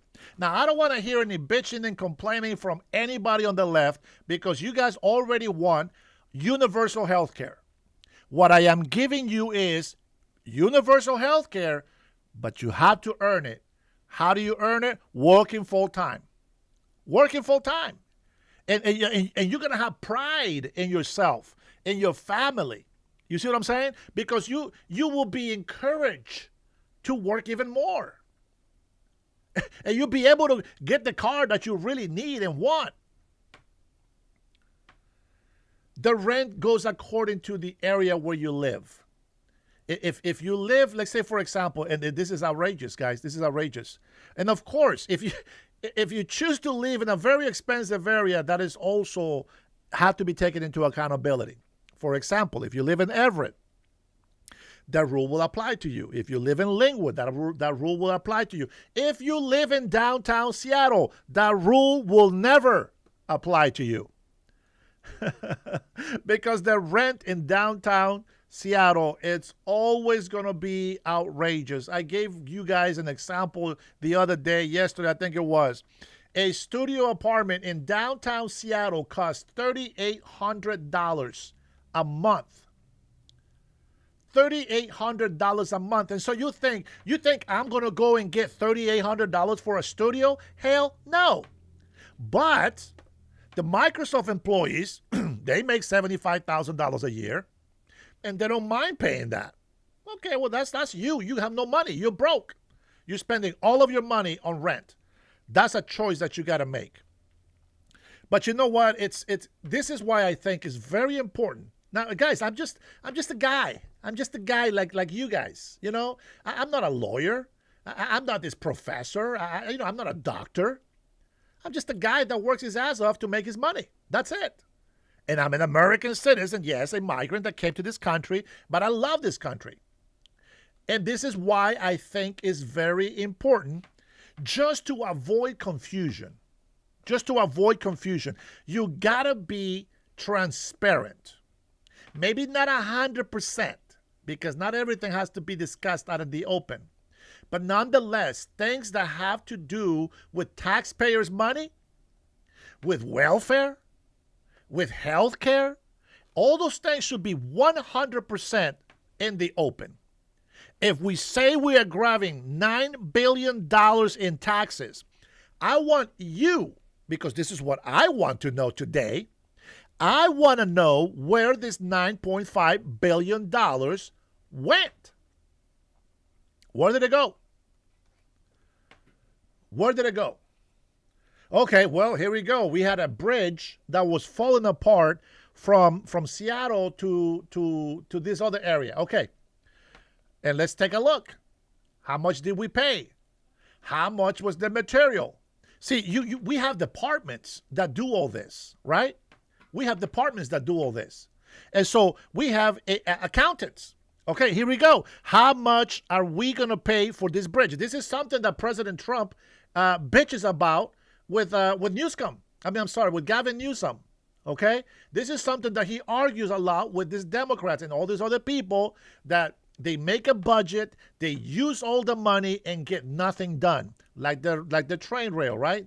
That they have in California. They just started putting some tracks, I guess, or something. I don't know. That's what they say. But, this is billions of dollars, hundreds of billions of dollars, I think, by now. Should have been done 6 years ago. Nothing has even been started. Maybe they have the base or foundation somewhere. But the point is that the people need to know, hey, listen, we took $150 million.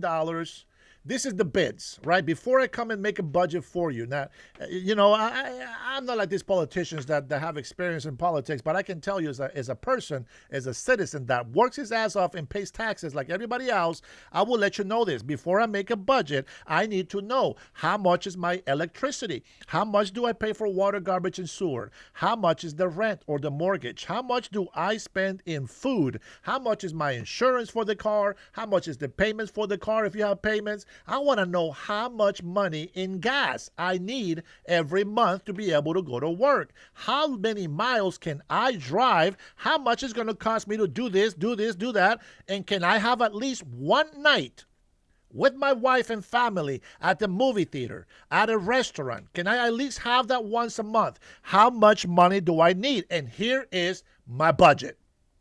All my bills, everything, here's the budget.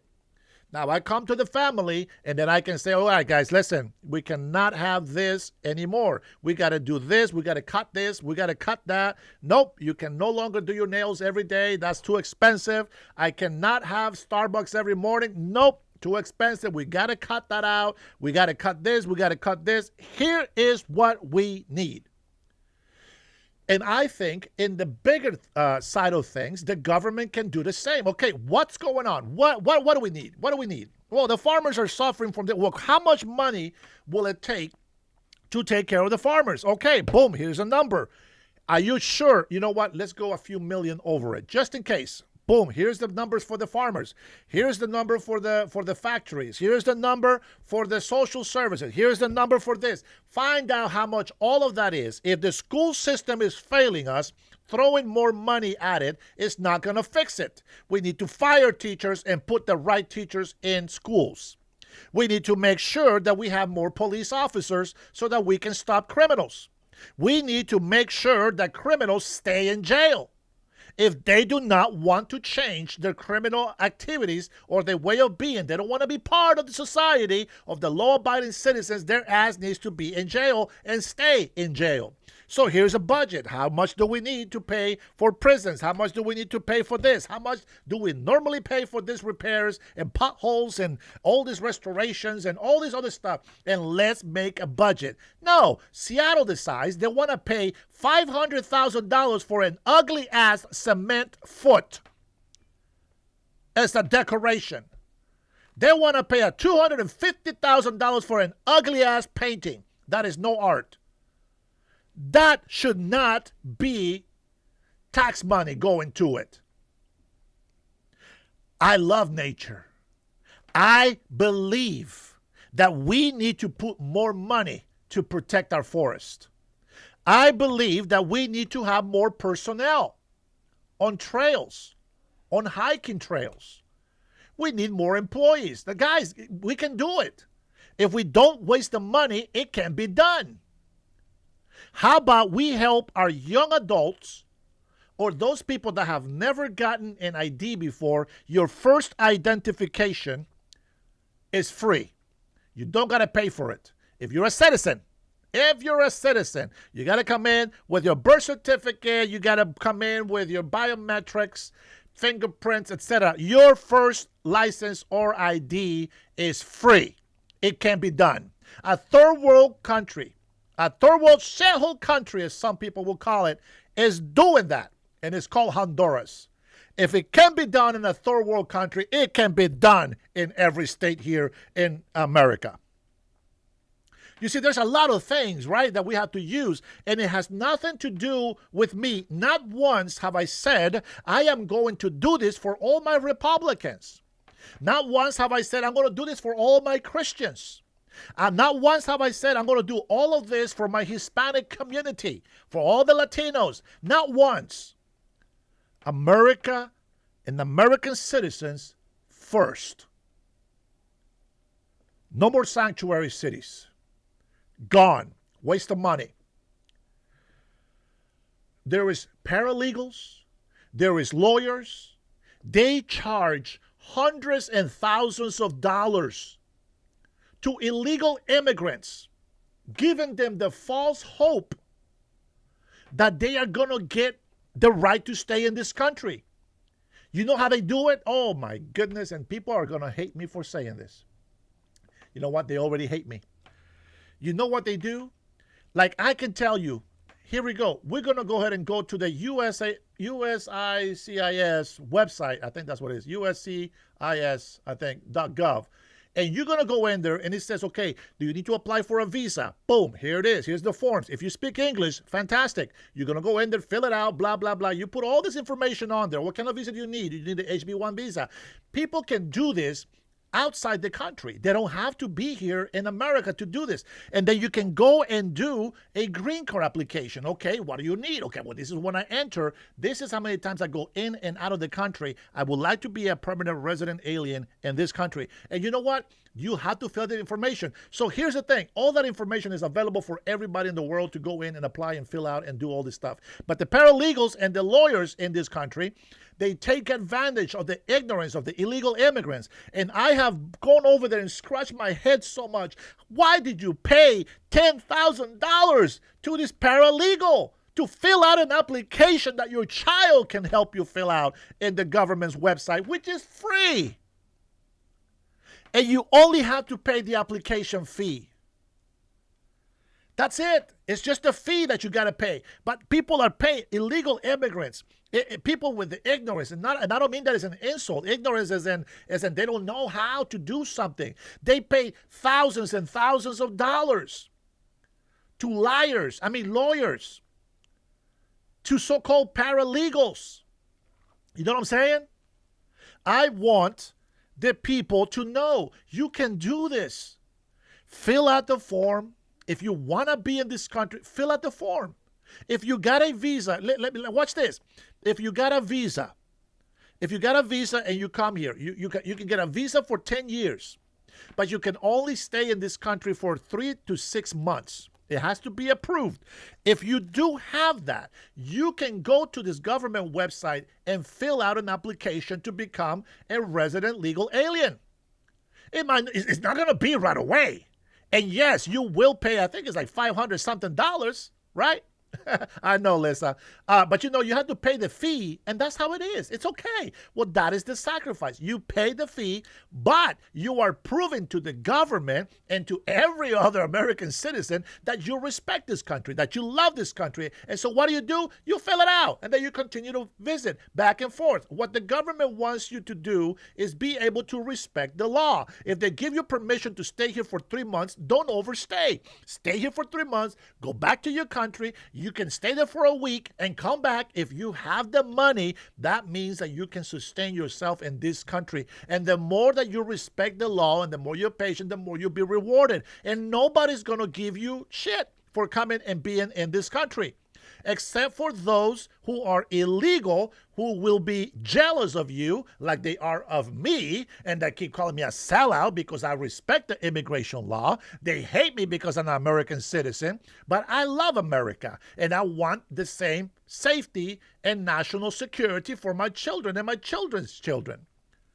Anybody that disagree with me on that is an illegal analfabeta,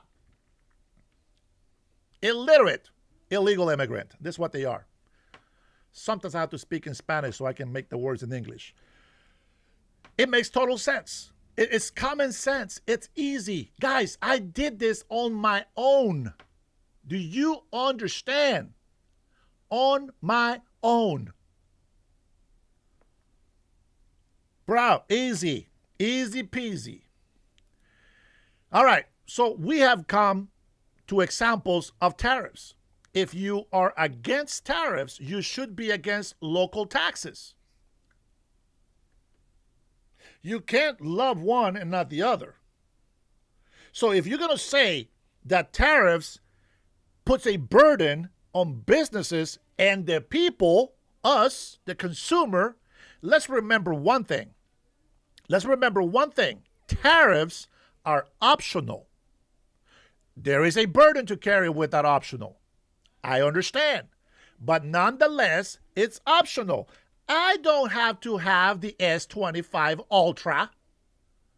I can just get an iPhone 3, iPhone 5, whatever the iPhone is. All I need is to be able to make phone calls and, browse a little bit of internet.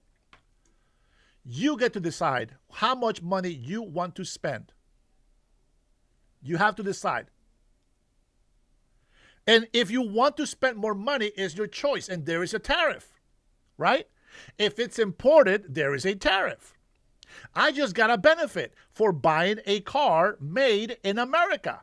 Number one, we didn't pay tariffs.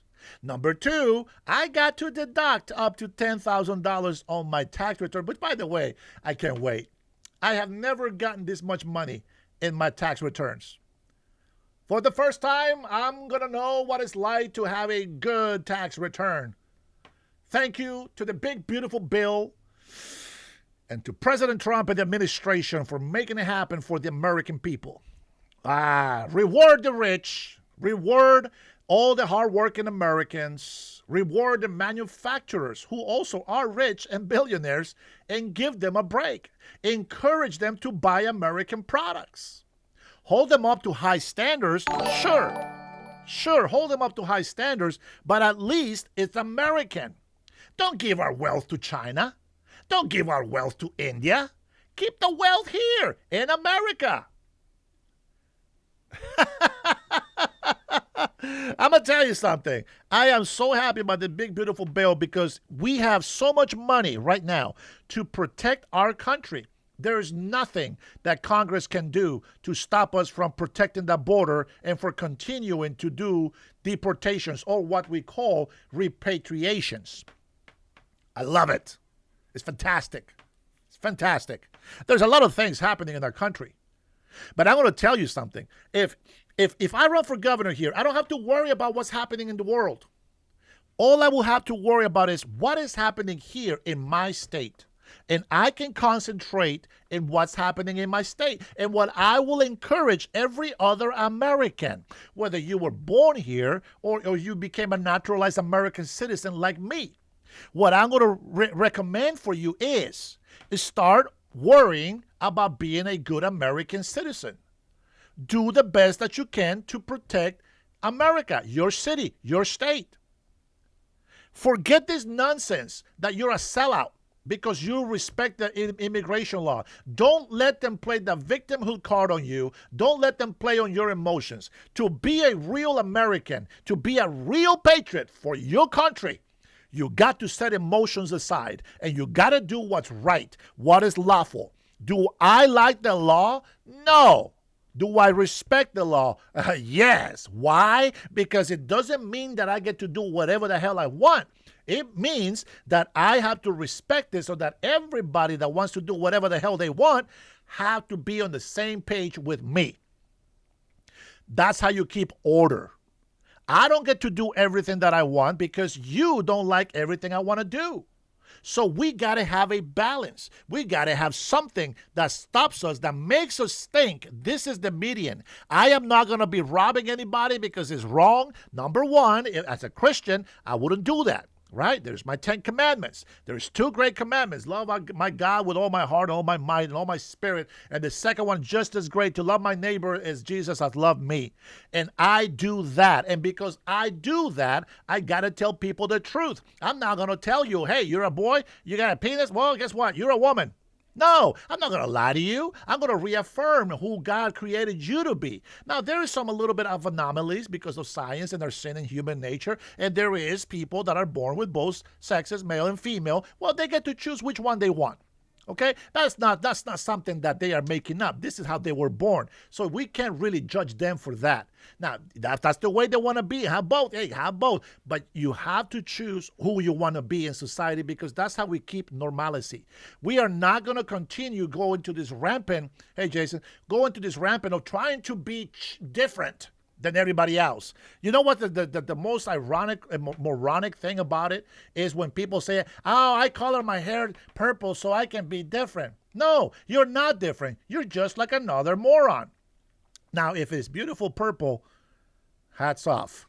But if it's a crazy purple, like you know what I'm talking about, right? You know what I'm talking about. Putting rainbows in your hair, that's not cute.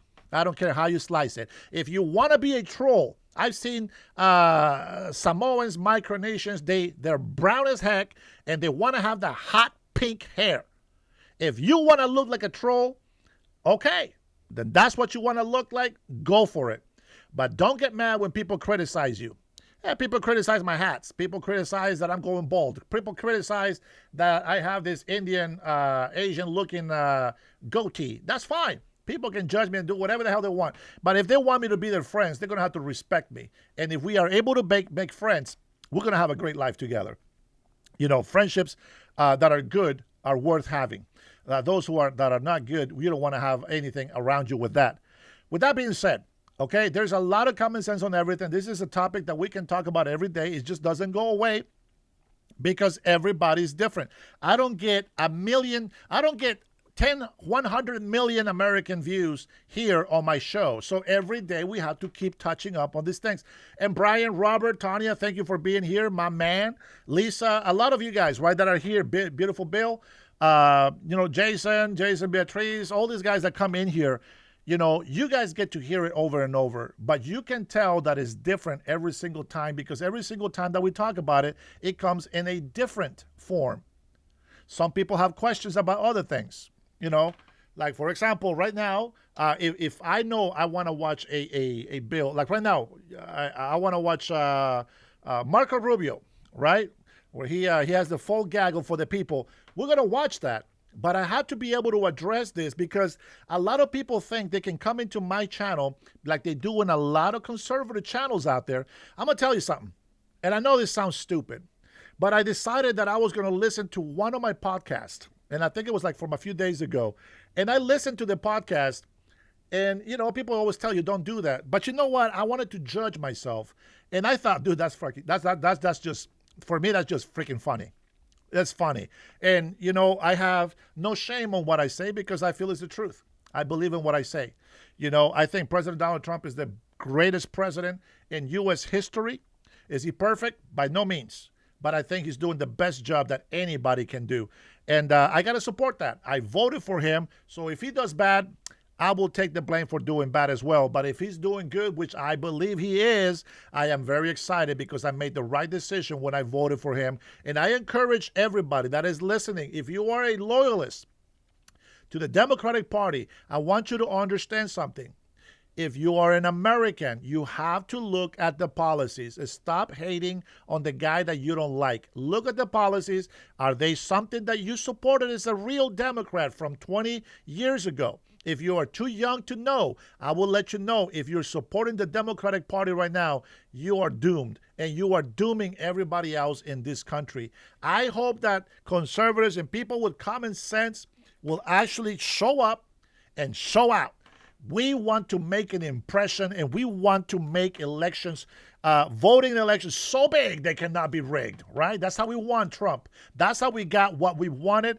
That's how we got what we got today, by showing up and showing out. I stand outside for 2.5 hours trying to get my vote casted. I voted for President Donald Trump, and I'm so glad that I voted and that we won. So with that being said, we're going to go. Hey, Dosito, how are you? We're going to go ahead and listen to Marco Rubio gaggle here. And if you've seen this, oh, well, let's watch it again. This is the first time I get to watch it, so here we go. So this morning, we were made aware by Cuban authorities of an incident off the coast of Cuba. We immediately began to look into it. As it stands now, the Department of Homeland Security, the Coast Guard, others are involved. The majority of the information we still possess is what Cuban authorities are providing both the public and the U.S. government. We have our embassy on the ground in Havana working this as we speak, asking for access to the people that were on those vessels, if they were American citizens or permanent residents. According to the Cuban regime, that the boat was registered in Florida. We're tracking that down. We will know shortly, and we will know quickly, many more facts about this incident than we know right now. The majority of the facts being publicly reported are those by the information provided by the Cubans. We will verify that independently, and as we gather more information, then we'll be prepared to respond accordingly. I'm not going to speculate. I'm not going to opine on what I don't yet know, but we're going to find out exactly what happened here, and then we'll respond accordingly. Okay? Any questions? Have you been in touch with anyone in Cuba, and what's your... Well, the authorities in Cuba, the border guard has constant contact with the Coast Guard, so they alerted them this morning. I was made aware of it at that time. Oftentimes in these incidents and things like this, the initial reports are incomplete, and then as the day has progressed, I think early this morning, certainly by 9 a.m. or 10 a.m. this time, maybe a little later our time here, I reached out and we began to look at it independently. We have various different elements of the U.S. government that are trying to verify elements of the story based on what's been provided to us now. I know that the Coast Guard has responded to the area, to the vicinity. I'll need to get more fidelity and understanding from them once I get on the airplane about what exactly they're looking for. I don't know who has possession of the vessel, which is the first thing we'd want to have. We obviously want to have access to these people if they are American citizens or U.S. residents. But I'm not going to speculate now because right now still a lot of the information that's out there is information that's been provided by the Cubans. We are going to verify that information independently and reach our own conclusions. So this was not U.S. government personnel, there was no U.S. government operation happening? No. Have you spoken to any Cuban officials about this? No, we haven't spoken directly about this now. No, I'm not going to comment about any conversations we've had on this topic. Suffice it to say what it's important to be out there and everyone needs to know is that we're going to have our own information on this, and we're going to figure out exactly what happened. And there are a number of things that could have happened here. But I'm not even going to, I was about to say, I'm not even going to speculate as to what it could have been. It's a wide range of things. But suffice it to say, it is highly unusual to see shootouts in open sea like that. It's not something that happens every day. It's something, frankly, that hasn't happened with Cuba in a very long time. But we're going to find out. We're not going to base our conclusions on what they've told us. And I'm very, very confident that we will know the full story of what happened here, and we will know it soon. And then, we'll respond appropriately based on what that information tells us. If these were American citizens or residents, what kind of retaliation might we expect? Yeah, I'm not going to speculate on what the U.S. will do. What I'm telling you is that we're going to find out exactly what happened and who was involved, and then we'll make a determination on the basis of what we find out. And we are going to find out. But we're not going to just take what somebody else tells us. We're going to find out, and I'm very confident we will be able to know the story and be able to independently verify facts about it. And just to clarify, you found out prior to the post on X? Yes. Well, and obviously there was an incident at sea, so we do have constant contact with them at the Coast Guard level, where they notify the U.S. Coast Guard on a variety of things, including migrants and so forth. That there's these mill-to-mill, I guess, Coast Guard to Coast Guard channels that exist, and this reporting early on was fragmentary about an incident, but not the details. They provided more details in the social media post they put out, as well as a notice they sent to the embassy, or from their embassy to the State Department. But in it is embedded all sorts of facts, or things that they claim to be facts, such as where the ship came from, where the boat came from, who was on it, what happened, and so forth. These are the things we're going to independently verify, and then, we'll present that to the policymakers in our country, including the president, and we'll make determinations based on the facts. Right now, we're still gathering facts. Do you have any reason to doubt their version, or is it just your? I have every reason to want our own information. Like, we don't generally make decisions in the United States on the basis of what the Cuban authorities are saying. Can you guys talk the oil and that sensitive in the Treasury Department about Venezuelan oil to Cuba that for humanitarian reasons for private companies? Is this a shift in policy? What is it going to do? No, it's always been legal to sell to the private sector in Cuba. Okay, these would not be sales to the government. These would not be sales to the military-owned Gaesa, the company. These would be sales to a very small private sector that exists in Cuba. And that's always been legal. I mean, there are people that have a license to do that now. This would just expand to the numbers that could do it. Again, it would go to the private sector. The private sector in Cuba is quite small. It exists, but it's small. And it certainly, in and of itself, does not have the capacity to deal with the scale and scope of the challenges they're facing. But if the Cuban economy were a functioning economy, it would have a much larger private sector. And so what's clear is that, and I would say this, that the people of Cuba are suffering today. They've been suffering for a long time. They're suffering now, perhaps more than at any time in recent memory, perhaps in the history, since 1959. This is the worst economic climate that Cuba has faced. And it is the authorities there in that government who are responsible for that. They're the ones that have made decisions that have left Cuba vulnerable to the situation they're now in. Understand that Cuba has largely survived on the basis of subsidies. The Soviet Union gave them free things. When the Soviet Union collapsed, they went into a special period, which was disastrous for them. And then along came Hugo Chavez and bailed them out for a long time.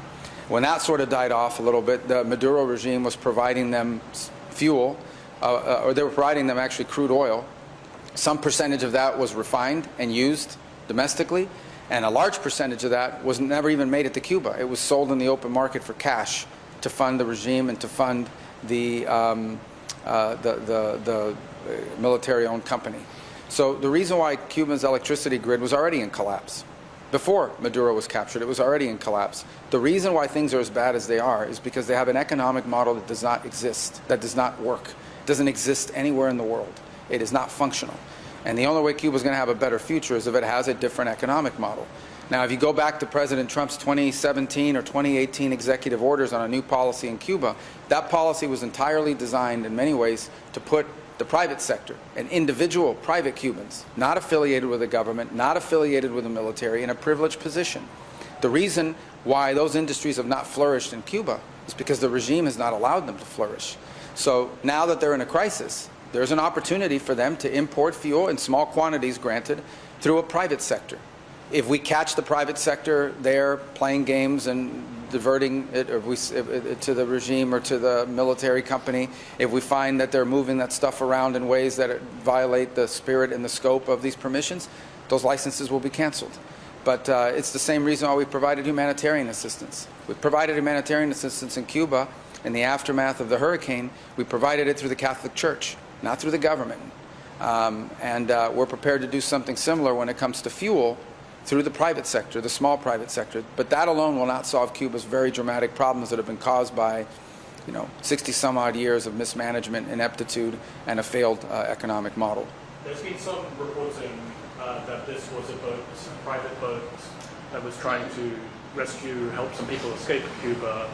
I don't know if you can comment on that, and if you can say whether you would advise people to not do that. What can you say about that? Yeah, well, first of all, I'm not going to comment about this specific boat until we have all the information. So I just want to be clear. I'm not going to speculate about whose boat it was, what they were doing, why they were there, what actually happened. I'm not going to speculate on that because it's not smart to do that until we have all the facts. Now, separate from that, yes, there have been people in the past that have run into Cuba to bring people and so on. It is illegal.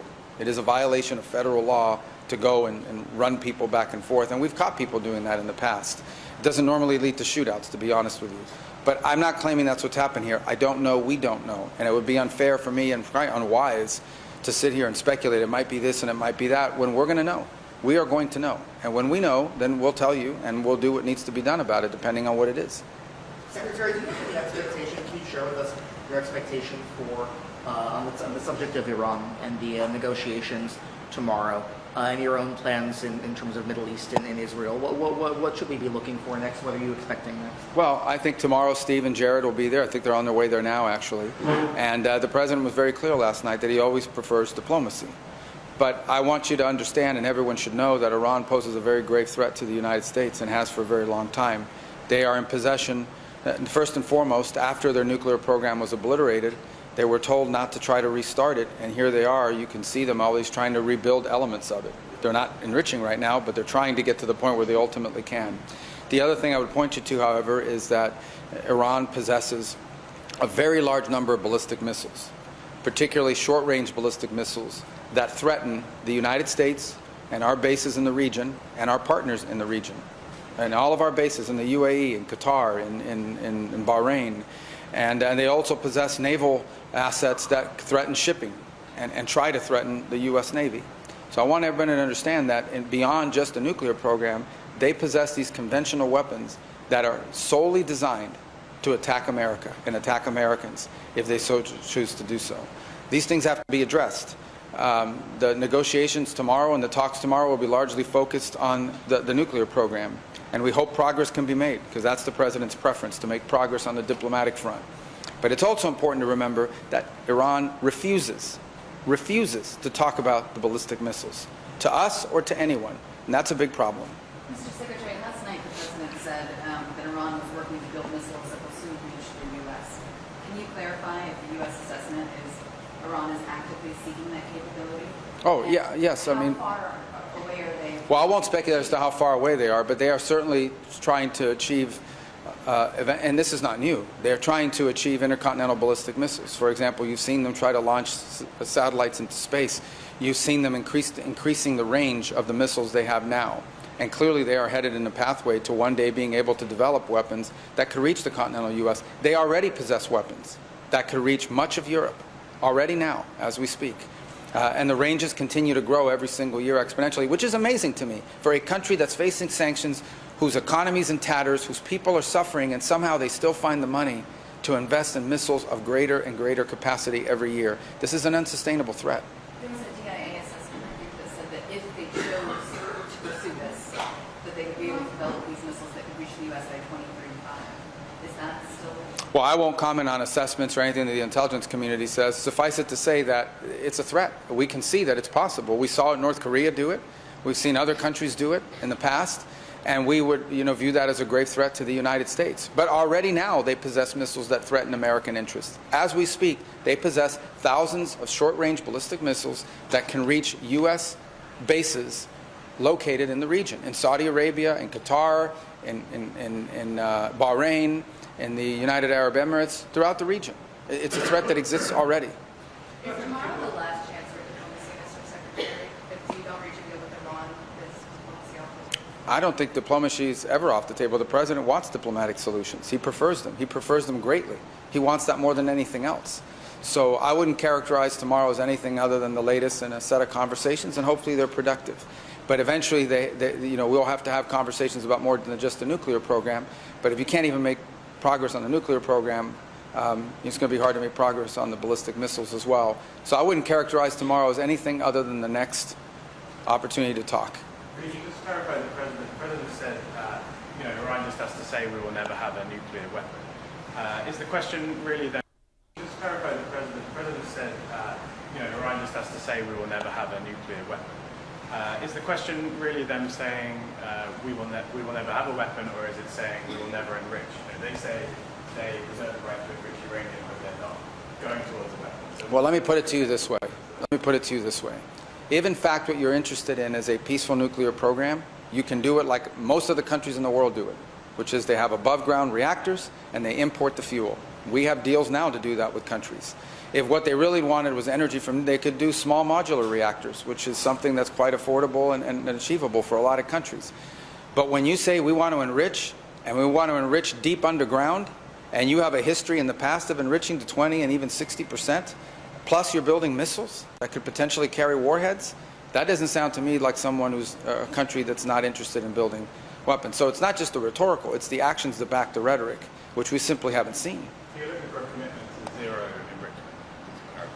Well, they don't need to enrich in order to have nuclear energy. They don't need nuclear energy, by the way. They have plenty of natural gas. But if they wanted nuclear energy, they could have it the way other countries have it. The fact that they refuse to get it that way, the fact that they insist not just on enrichment, but on enrichment in locations located inside of mountains is, I think you would have to lack common sense to not know what that means or what that could mean. Democrats came away from the Group of 8 meeting kind of sounding alarmed by what they heard and saying that you guys need to make more of a case for why the U.S. should go to war with Iran. Well, I don't comment about Gang of 8 briefings. There were various topics that were discussed. I don't comment on them. That's why we do them in a classified setting. I don't think anyone should leave those meetings talking about anything or even characterizing them. At least that's the way we handled it when I was on the Gang of 8. Perhaps that's changed. But generally, that said, just outside of the Gang of 8 briefing, yeah, what's happening with Iran is very concerning. It's been very concerning for 40-something years. And it's become increasingly concerning as they've increased their weapon capabilities. So I don't think that's a mystery to anyone, that Iran is a deep concern. Multiple administrations have confronted this threat. The threat has simply grown over time in terms of how they've been able to extend the reach of their missiles and their insistence, their blind insistence on being able to enrich in these hidden locations that make you even more uncomfortable. But look, let's see what happens tomorrow. Maybe something good will come of it. Mr. Secretary, can you confirm upon the reports that you've spoken with Raul Castro's friends? I won't comment on any conversations we've had. Suffice it to say that the United States is always prepared to talk to officials from any government that have information to share with us or viewpoints they want to share with the United States, and that's my job to do that. So whether it's someone in Cuba or potentially one day someone in North Korea or right now in Iran, we're always open to listening. That's different from a negotiation, obviously, but we're prepared to listen to viewpoints that other people say. A country located 90 miles off the coast of the United States. It has a very severe and catastrophic economic crisis on its hands. And if someone in their system has information to share with us about changes they're open to making or moves they're prepared to accept, we would certainly listen to that. And I would probably do that not in a setting in front of the media, because I think it would be more productive that way. But ultimately, actions will be important in something like that. We can negotiate a new system in Cuba, and are you hopeful that there might be reformists inside of Cuba? Well, I mean, the status quo is unsustainable. We had a meeting there today with all the leaders of CARICOM, and it was one of the points I raised, and I think virtually everyone in the room agreed that today, Cuba's status quo is unacceptable. Cuba needs to change. It needs to change. And it doesn't have to change all at once. It doesn't have to change from one day to the next. Everyone is mature and realistic here. We're seeing that process, for example, in Venezuela. And many of the countries represented at the CARICOM conference today were themselves countries that went through transitions at some point in their history. But Cuba needs to change. It needs to change dramatically, because it is the only chance that it has to improve the quality of life for its people and not lose 15% of its population since 2021. 15% of the people of Cuba have left since 2021. That is not a system that's working. That's a system that's in collapse, and they need to make dramatic reforms. And if they want to make those dramatic reforms that open the space for both economic and eventually political freedom for the people of Cuba, obviously the United States would love to see that and would be helpful. If they decide they're going to dig in and just continue forward, then I think they're going to continue to experience failure, and the people of the country are going to continue to suffer, and it'll be, the regime's fault. Going back to Iran for a moment, President Trump said that the nuclear sites have been obliterated under Operation Midnight Hammer. What has changed since then? Have you seen movement of material, or what is it No, you have. There's been reporting. I don't know if you, but others have reported on it. I think it's pretty clear that they have not abandoned their desire to enrich again. They have not abandoned that. In fact, they publicly insisted that they have the right to do so. I won't comment on the intelligence picture, but I could tell you that there's reason to believe that they, given the opportunity, will return to enrichment one day. They've been set back because it's been, but they can. Well, if they try to rebuild it, we'll have to address it, and because that was made clear to them. And you said earlier this month that in order to achieve a meaningful agreement, that there would have to be discussion of ballistic missiles. Yeah, I said that here today again now. I said it again. It's important. These ballistic missiles are a grave threat. So is there any way to walk away from Thursday's meetings with something that is meaningful enough to stop U.S. military action? Well, that's for the president. The president's made no decision on that, so I don't know if Thursday's the key date for that. I think progress needs to be made. It would be good if progress was made on Thursday. And I would say that the Iranian insistence on not discussing ballistic missiles is a big, big problem. I'll leave it at that. You talked about elections in Venezuela. I wonder what you're thinking the timeline for that. Well, I don't know if we'd set an artificial timeline. The important part is just if you think about it logically, it's hard to have elections when many of the people that may want to participate in have been in jail or are still overseas. So I do think that as we enter this recovery phase, which we think I think we've done a pretty good job working with the interim authorities on the stabilization phase. You have not seen mass migration, you have not seen civil war, you have not seen violence. On the contrary, you've seen some real stability on the ground, and you've seen a growing in productivity among their key sectors. I think now you enter into this, we're increasingly entering into this phase of recovery, and part of that is a national reconciliation. So there have been very positive steps taken. Hundreds of political prisoners have been freed. The infamous prison El Agoida has been closed. Those are all very positive. You've seen an amnesty law pass. There was actually a real debate in their National Assembly over the law, and even amendments filed to it and so forth. These are all very positive. They're not enough, but they're positive. And I think that begins to create the groundwork for civil society there to function. To have elections, you need to have a number of factors. You need to have political parties that are formed. You need to have political movements. You need to have a media environment that allows people to campaign and get the word out. All of these things have to be in place, and you need to have candidates that can run. And so I think it begins by getting a lot of the people that were in jail because they were candidates, or because they were supporting candidates, or because they were involved in their politics. So you have to have a real civil political society in order to have elections. And that begins, in the case of Venezuela, by the amnesty law, by the freeing of political prisoners, and by the ability of Venezuelans abroad who want to participate in the country's political life to return. There are other factors that people need to consider. As an example, in order to have a real election, you will need to account for how Venezuelans living abroad vote. Are there consulates set up where they can come in and vote? Because those were big polling places in the past. And in fact, Chavez prohibited consular voting at one point, and so did Maduro, because they were losing those votes big time, as you can imagine. So there's a pathway here. We're not even 9 weeks since Maduro was captured. I think life in Venezuela today is not good enough, but it is substantially better than it was 9 weeks ago, where this could have gone in a very different direction. And frankly, a lot of the so-called experts on many of your outlets were predicting this is going to be catastrophic and the whole thing's going to fall apart and this is going to descend into chaos. And that has not happened. But we got to keep on top of it. It has to keep moving in this direction. The trend line is good, but it needs to be sustained. This is still a process of recovery. And then you can move into that period of transition into something. In the end, here's the bottom line. For Venezuela to achieve its potential, which means to attract the kind of investment it needs to truly rebuild its economy and achieve its potential, it will need to legitimize its government through an election. And they know that. Mr. Secretary, yesterday was the 4-year anniversary of Russia's war against Ukraine. There's been very little progress in ending that war. This week we've been told only bilateral discussions between Yes. Ukraine. Is there a point in which the administration will change tax and increase pressure on Moscow, as has been called by Kyiv and others? Well, the administration has continued to increase pressure on Moscow. As an example, the president levied additional sanctions late last year on their oil company, on Rosneft. The administration continues to sell weaponry to Ukraine. We don't sell weapons to Russia, and we don't sanction Ukraine. The president values the fact that he is the only global leader that has any chance in the world of bringing these two sides together to a negotiating table. We're the only country or only entity on the planet that's been able to achieve having Russian negotiators and Ukrainian negotiators sit at a table and talk to one another. And for a war as horrible as this is a very important position for us to be in, that we don't want to forfeit. Because if we walk away or if we foreclose that, then who's going to do it? The United Nations isn't going to do it. France isn't going to do it. The EU isn't going to do it. The Russians won't even speak to them.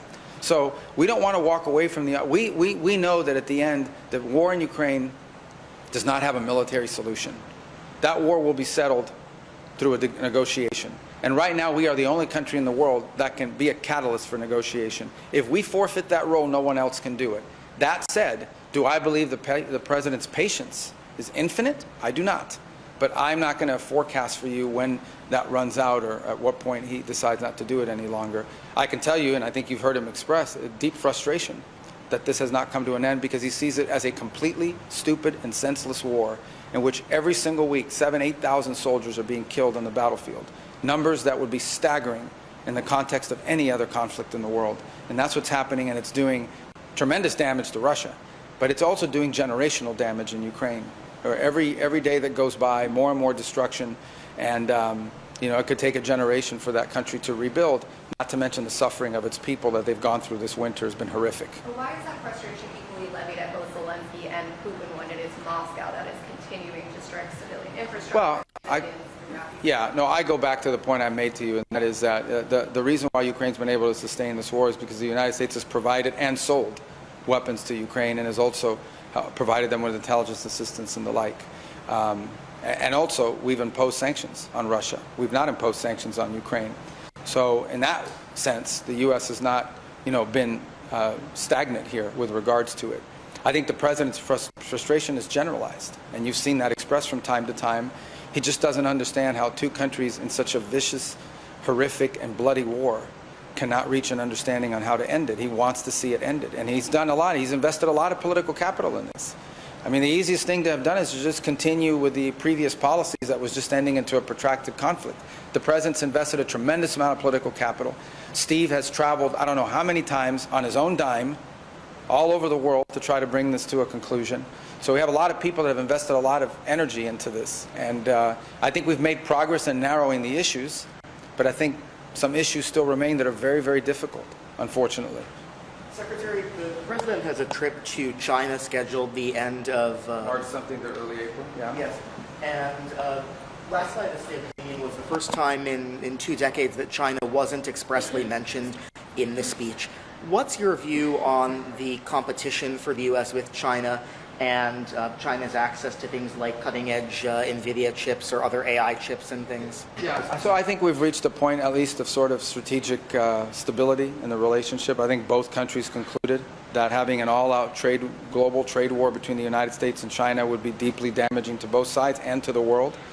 There remain issues of disagreement. There remain issues that we know in the long term are going to have to be confronted and could be irritants in our relationship. We've not been bashful in saying that we don't think we don't think it's sustainable to live in a world where we depend on some country for 90% of anything, whether it's supply chains or critical minerals or the like, pharmaceuticals and the like.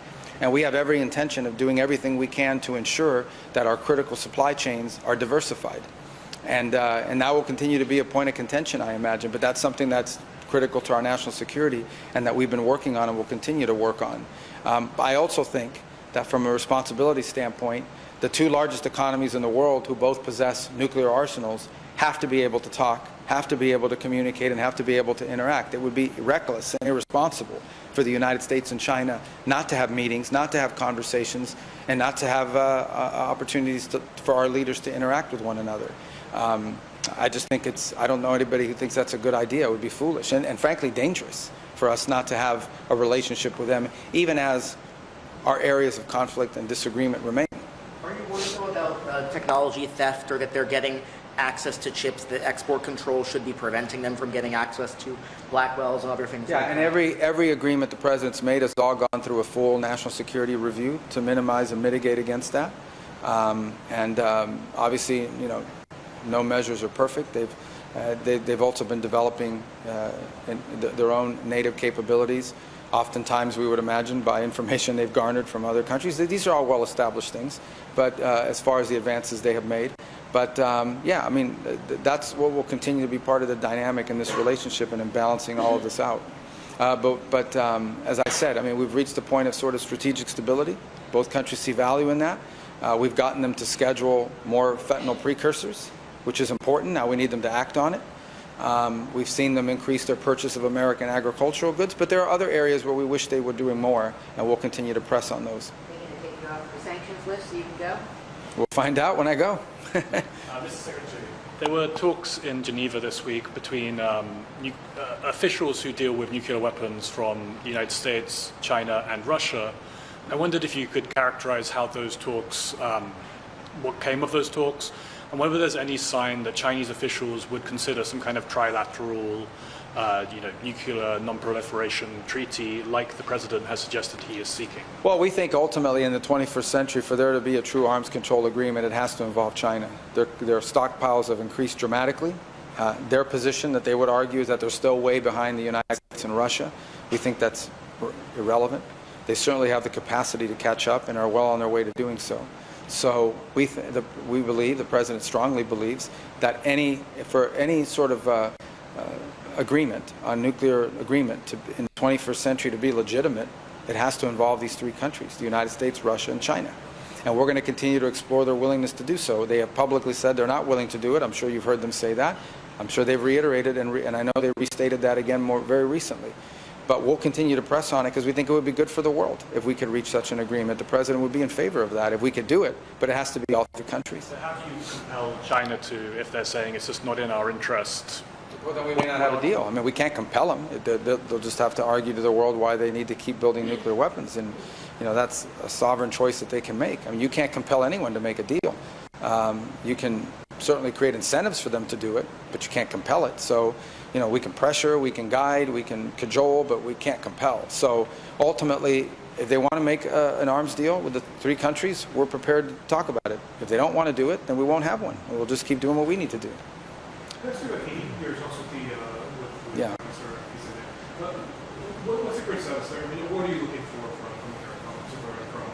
from the Prime Minister? Well, yeah, I mean, a couple things. We had a rough patch there early this year when the Transitional Council said they weren't going to leave. We addressed it forcefully. They left. So we're where we need to be now. The gang suppression force is building. We are very happy with the commitments we have gotten in terms of personnel. We feel like we've got more commitments than we have spots available for that gang suppression force. We need to do a little bit better on the funding. We're still looking for donor countries to fill in gaps, but we think we'll get there. It'll be under UN auspices, which is important for the UN to show they can solve a problem. And the goal of this entity will be to get on the ground and allow the Haitian authorities to hold territory from these gangs. So you can have a baseline of stability that allows you to do two things. Number one, rebuild the country without having to go through roads that have checkpoints run by these criminal gangs. And number two, hold elections, perhaps later this year. Maybe not in the middle of the summer when it's rainy season, but later this year. That's the desire they have as well. It's hard to hold elections, however, when you still have gangs conducting checkpoints, and those aren't going to be real elections. So that's why the gang suppression force is so important, and why, and I'm very proud of the role the U.S. played in forming that, and I'm very happy at the role that countries like Canada and others have played, been very forceful in helping us with this. There are a couple other countries we wish would step up and do a little more, and we'll be talking about that. I've raised it at every G7 meeting. And we've gotten good response. Japan has now made contributions, and others. We need to get a few more donor countries up to the plate here. Mr. Secretary, meetings today, obviously a lot of these islands here have had good relations with Cuba. A lot of them have had these medical missions that they rely on. They send their own doctors, local doctors, to be trained in Cuban medical schools. Is this something that came up today? It obviously has been something that the U.S. is pressuring them to move away from, but are there alternatives to a place like St. Kitts that is so small? Yeah, well, we're providing alternatives to them. We have medical missions that can provide an alternative, and in fact, we've met some of those folks in the past. The other thing with the Cuban medical program is that the fact that these people are working, basically it's human trafficking. I mean, they're barely even being paid. Their freedom of movement is tightly restricted. And we want these countries to understand that that's what they're participating in. They're paying this money to the regime, which collects the funds. They get paid for these medical missions. Virtually none of this money goes to these doctors, who are in many cases, we think it's like a version of human trafficking, labor trafficking. And we think it's wrong. Now, you've seen other countries that have decided, well, I'll just pay the doctors directly, but the Cubans won't allow it. So, again, that's sort of the point we've raised with them. I mean, we're not going to cut diplomatic relations with countries in the Caribbean because they don't agree with us on it, but we make a forceful point about it, and it came up today. It wasn't the feature of the conversation, but it came up. All right, let's get out of here. One more. Are you guys all traveling? All of you? Not all. Okay. Come back to Cuba. Sorry, that plane ain't that big. Go ahead. To come back to Cuba, some of the countries you met today had raised concerns about sort of spillover and instability caused by the humanitarian crisis there. Is the move today, oil sales, a sort of recognition that the humanitarian crisis is getting out of hand, that the U.S. No, first of all, forget about today. The humanitarian crisis is getting out of hand because the Cubans don't know how to run an economy. They're incompetent. They have a military-controlled holding company named Gaesa, which controls 40% of their GDP, and none of the money that company has generated flows to the coffers of the government. None of that money goes to schools, none of that money goes to roads, none of that money goes to feeding the population. You have a country that has fertile farmland that imports sugar. This was one of the world's leading exporters of sugar. Now they import sugar. They import almost all their food. It's a dysfunction. It's just not even an economy. It's a total dysfunction.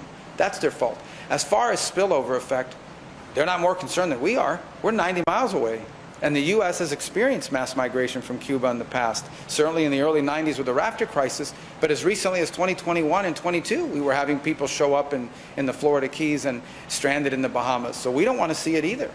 And ultimately, as far as the move today with the oil, this is existing law. The law allows us to do business like fuel and even telecommunications with the Cuban private sector. The problem is the Cuban private sector is very small.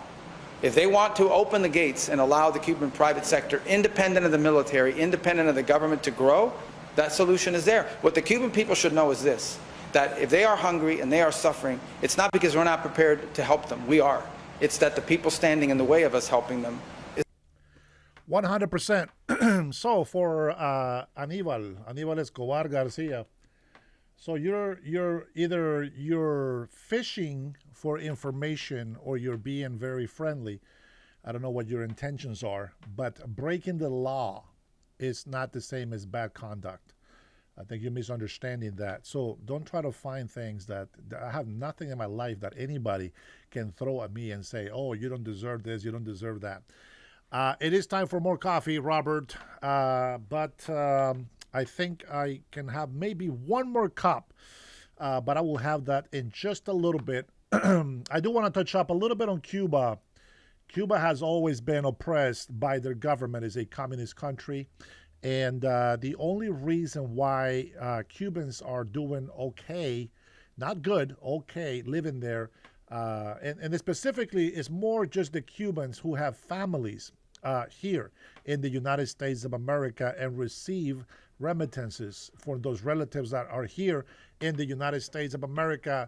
The Real Mike, subscribe to your channel. I will check out your videos and your lives when I get a chance. You have been recommended by 2 of my subscribers on here, so must be good. The way you comment under it looks like we're on the same page.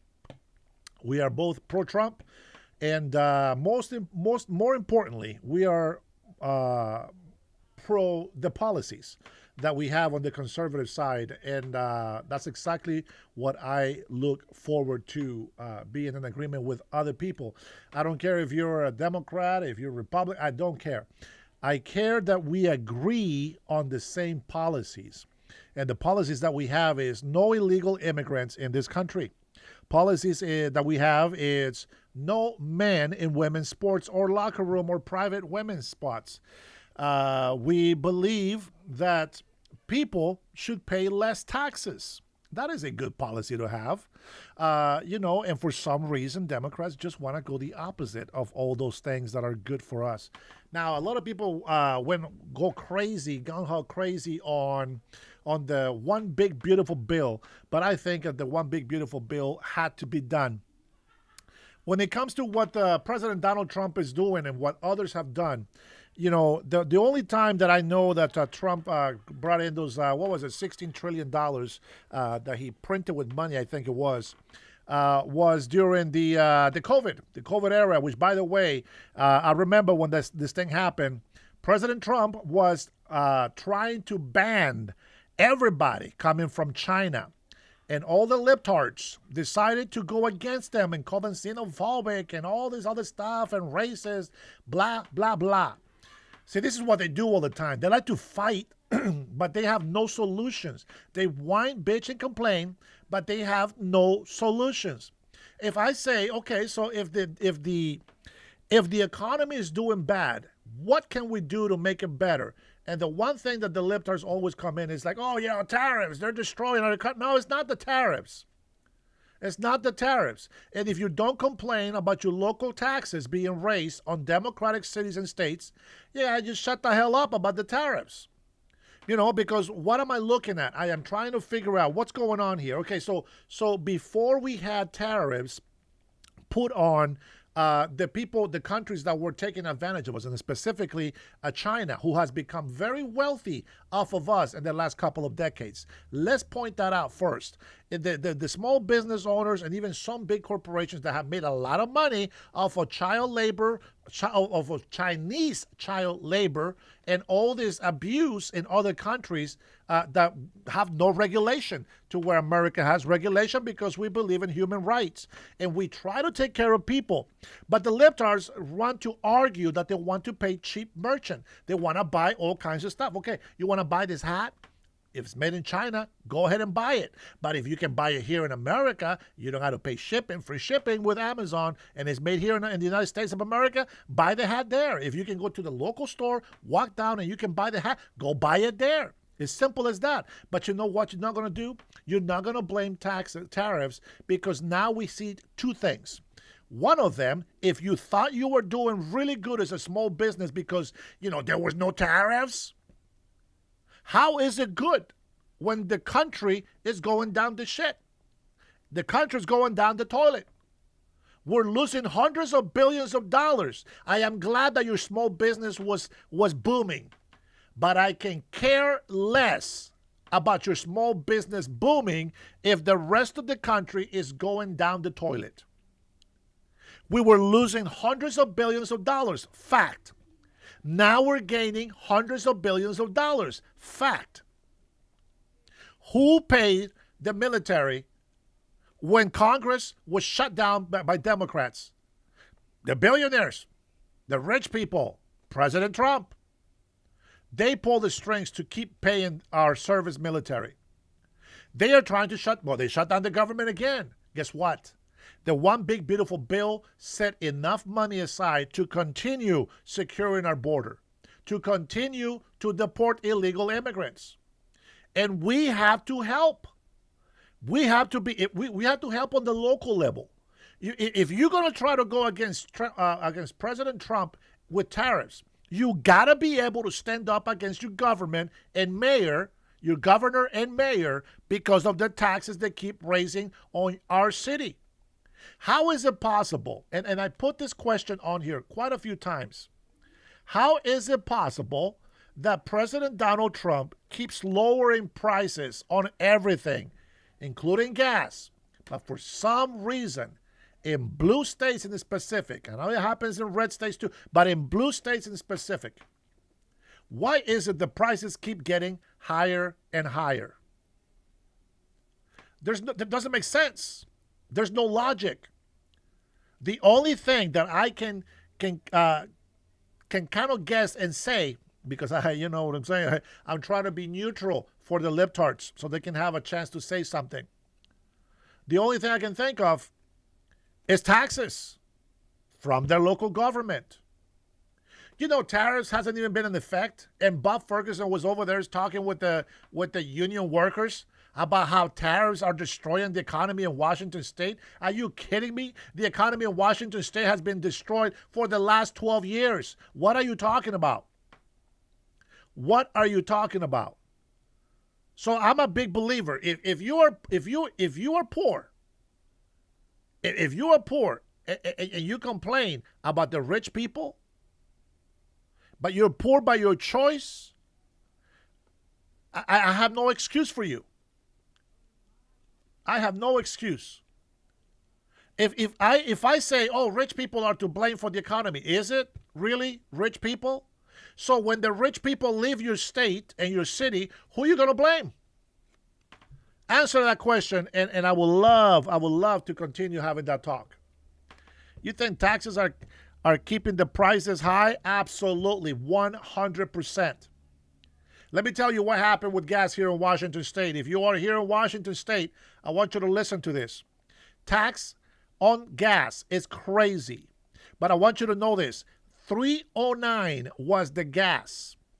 New taxes, new regulations kicked in January. Some of them kicked in February of this year. How much is your gas here in Seattle now? $4.50. That is unbelievable. And nobody's going to tell me that there's something wrong there? You guys are just going to keep your mouth quiet and say everything is peachy? It's President Trump's fault? No, I don't think so, homie. There's price gouging. I understand that. And it needs to be addressed. It needs to be addressed. Most of you already know on my channel. 2 months, we're putting our name on that ballot. We're going to run against these guys. It's not going to be easy. I need as much support as I can because this state, according to the lies, according to the stats that they give us, is mostly Democrats. Up to 70% Democrats here in Washington state. I refuse to believe that we have that many people that hate Washington state. So it cannot be true. And I hope that there's a lot of Democrats here in Washington that understand country first, party second. I understand loyalism to the party. I understand loyalism to a person. But what I want is patriots here in Washington state. That's what I'm looking for. I'm looking for patriots to stand up and make a change here in Washington state. A lot of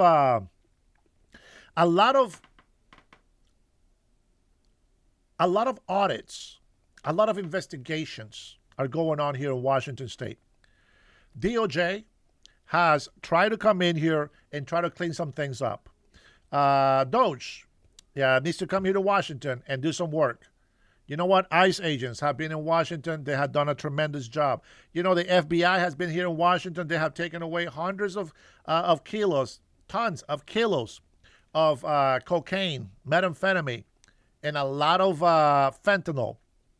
A lot of you probably know already that I lost my brother-in-law to fentanyl. Now, he wasn't over there smoking fentanyl. He was doing his illegal drug, which he's normally fine with, but it was laced with fentanyl, and it killed him. I'm not saying that he's a good person because he was doing drugs. That's his own doing. I get that. But you know what? We are not going to stop trying to fight for what's lawful and for cleaning up our streets. I think it's very commendable for somebody to want to do all that stuff. There's nothing to do with me. There's nothing to do with... I can tell you right now, I rather just move to the island and have my house. We already got the land. I want to have my house, and I want to just chill. I want to be able to have this show and evolve it into what I really want to have as a podcast. And then I want to have a free life. I want to be able to be not stressed. I want to be able to feel free, enjoy the coconuts, enjoy the warm water of the tropical island. I would love that. Of course I would love that. But I have to be able to fight. I made a commitment to Washingtonians that I was going to fight. And if I don't win, it's okay. If I don't become the governor here, it's okay. But at least I tried. And I promised I was going to put my name on the ballot, and I'm going to campaign, and I'm going to talk against all these libtards that are running our government because they are incompetent and they're too much DEI. We need to get rid of all the DEI in government. I kid you not.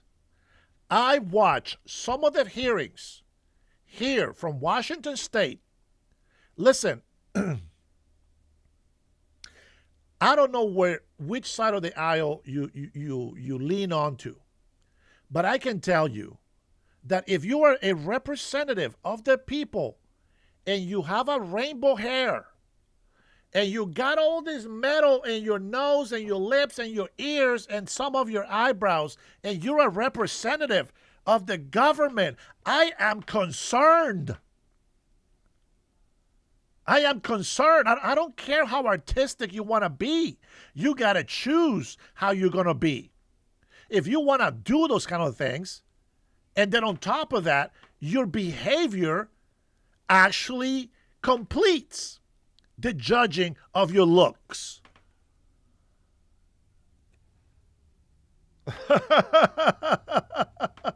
Junior, Bro, this guy, do you hear yourself? You are a DEI. I am no DEI.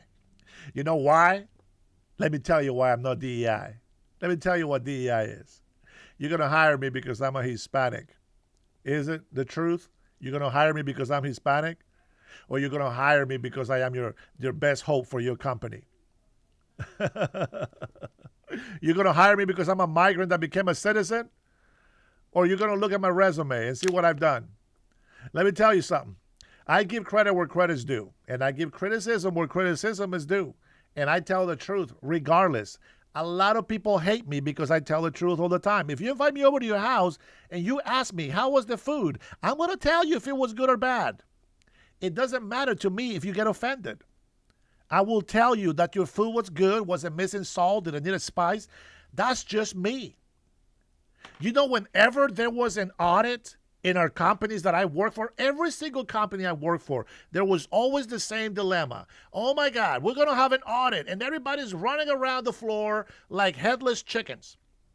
Just rah, rah, rah, rah. They don't know what the hell is going on. And I'm just like, what are you doing?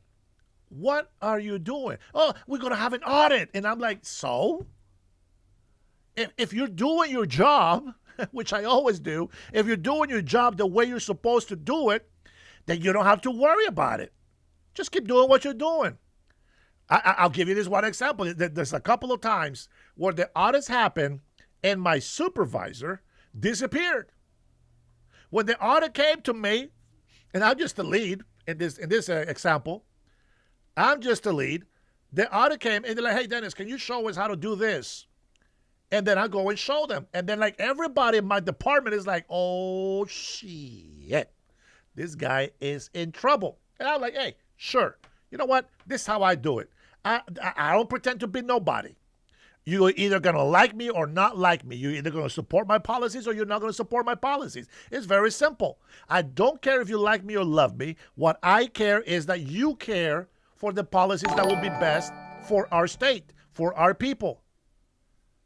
So, Dennis, what is the procedure for this? Well, this is normally how it happens. We do this, and then this is step 1, 2, 3, 4, 5. And where is the invoice? Where does it tell the people this and that? Well, the invoice is already here, and this is the actual paper that we look at. Boom, here's how we package, here's how we do that. You know what? I did everything. And they're like, oh, my God, that is so good. You know what? And they're doing an audit, third-party audit, and customers. New customers, by the way, this is a multi-million-dollar company, and new customers are coming in to find out if this is the right company to work for. And you know what?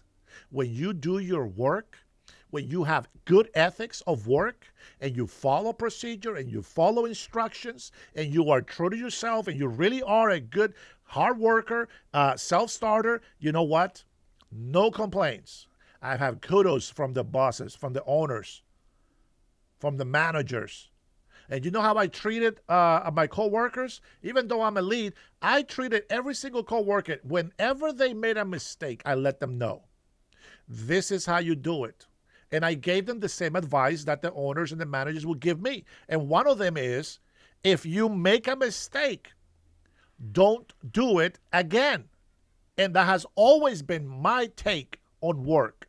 And I have done the same thing to other workers. But here's the thing. I also give them compliments. Oh my gosh, you're so good with that. Hey, good job, man. Hey, high five. Great job. Hey, let me buy you lunch. Let me get you some donuts. Hey, let me grab a coffee for you. What can I get for you? You want to eat this? I always bless people. I always treated others with courtesy and respect. But when they made a mistake, I let them know. I let them know. And I was everybody's best friend until we weren't. If you don't show up for work, if you're lazy, if you do a bad job, you're fired. Something my supervisor can't say. That's crazy.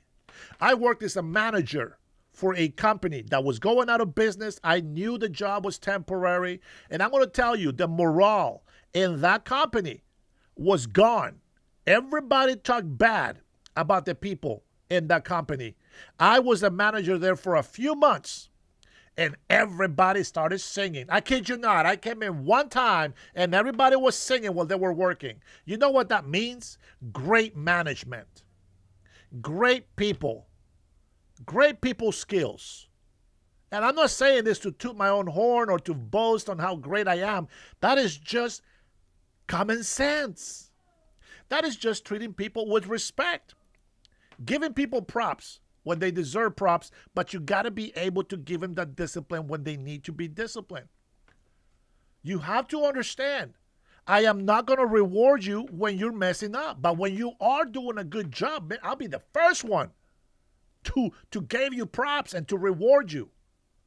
So let me tell you, when I tell you this DEI hires in the government, I kid you not. I mentioned the guy with all the, piercings all over his face. It looked like a demon. Another representative of this hearing here in Washington, in their house, I kid you not, with muumuus, doing a virtual, video conference because they couldn't drive 2.5 hours to Olympia, the capital of Washington State. Muumuus. What the hell? What? I got all the people that come in to the court and they're getting praised just by showing up. The Democrats are celebrating that somebody showed up. They really, oh my God, you drove 2 hours to get here? Wow, what an amazing job. Such dedication. I'm like, you're supposed to do that every day. You guys are getting paid $175,000, $225,000 a year. You can afford the gas that you're ripping us off with. You can afford to be on time. You can afford to go to work. You can afford to do all these things because you got the money. The government shuts down the government, right? Democrat Congress, they shut down the government. Why? Why do they shut down the government? Because they're still getting their money. Do you think they will sacrifice themselves? No, they won't. They say we're making a sacrifice because it's not their money. When Democrats want to raise taxes, it's not their money. When they say, I'm going to have this new social program, it's not their money. And they don't look at things like, I wish that they would look at the situation with common sense. This is the argument. They're arguing of raising new taxes. The Republicans in the House, they keep telling the Democrats, hey, listen, if you keep taxing the businesses, they're going to leave. You know what the libtards' response to that was? Oh, well, that's what they always say, but here they are, and they are not going to leave. And if they leave, somebody else will replace them. Do you know who they were talking about? They were talking about Boeing, who has over 10,000 employees just here in Everett. Unbelievable, the attitude that they have. Oh, well, you know what? We're just going to tax Microsoft another $1 billion. Wait a minute. What? Yeah, because they won't miss it. They make so much money. They won't even miss it. That is their attitude. How about you tell us that you're going to raise more taxes by creating more employment?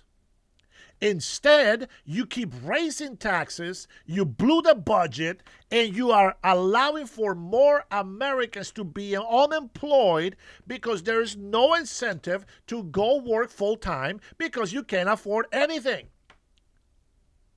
How is it possible the barrel of oil has gone from $130 to like $65 to $70 a barrel? And instead of going down from $3.09 gas tank right now we're paying $4.50. How the hell is that possible? I like how California is. Oh, California is the fourth biggest, economy. You know what? The people are suffering. You're losing billionaires. You're losing millionaires. Gas stations are leaving your state. The millionaires that are being taxed right now, the middle class and the poor have to pick up the tab. We got the biggest example here in Washington from California's corruption. And yet they want to model our economy. After we see that, you see the failure. What are we doing? We got to make a change. We got to make a change. If you are with me, well, matter of fact, I already know you guys are with me, but I'm telling you, I need Democrats. I need Democrats to get on board. We need to save Washington State. Cutting Edge, thanks, brother. If I remember correctly, Data Republican X found a huge network of lawyers and judges, many connected to Soros, with funds of more than $100 million, all discovered from Minneapolis, Minnesota. And yes, and I'm going to tell you, I don't really talk about Minnesota. I talk about my state. The Constitution says I paid $2.19 gas a little over a month ago. It's $2.39 now. That's okay. That's legit. I understand that. As a Californian, we are suffering, says Badwood. Can't afford anything here. It's crazy. And yet, they brag about being the fourth largest economy. Yeah, when you're ripping people off, it makes you look good, but it's hurting the people. It's hurting your constituents. When you give away the money that belongs to your citizens to illegal immigrants, that's what happens. Do you know why they don't want to tell us where the money went? $9.5 billion. Why they don't want to tell us where it went? Because it went to illegal immigrants. It went to dumb social services. And I'm not talking about food stamps. I'm not talking about EBT. I'm talking about dumb things like shaving your legs in jail. Gender reaffirming care. They mean confusing little boys that they're little girls. No, reaffirming means, hey, listen, you're a boy, you're going to grow up to be a man. And this is what a man does. This is what you got to do. That's reaffirming. I mean, if you're going to do any reaffirming, that's the reaffirming that I will agree with. But these guys don't even think. I know. They just don't care. Well, I'll tell you what. That's enough ranting for today. Thank you for the supers, guys. I appreciate you. I know that we have a lot of things to discuss every single day. But I can tell you what, we're going to keep hitting these points every single day until we make a change. I am hoping that each day more and more Democrats wake up and realize that the Democratic Party have already abandoned them. The Democratic Party that we have today does not exist. These are socialist, Marxist, communists, which is un-American. This is not what we want in the United States of America. You heard it here from a migrant that has become an American citizen and wants to fight for this country for the simple reason that I love the United States of America, that I love the law that brings order to this country. And we're going to continue to fight on that. I might get on a little bit later, or I will see you guys on the next one. Thank you guys so much for being here with me. Thank you, Cutting Edge. This is why California, the two runners for governor, are Republicans. And I hope either one of them wins. I've been listening to them. They seem to be good peeps. Brian, my man, every single one of you guys, love you. I will see you, and I will catch you on the next one. Be blessed.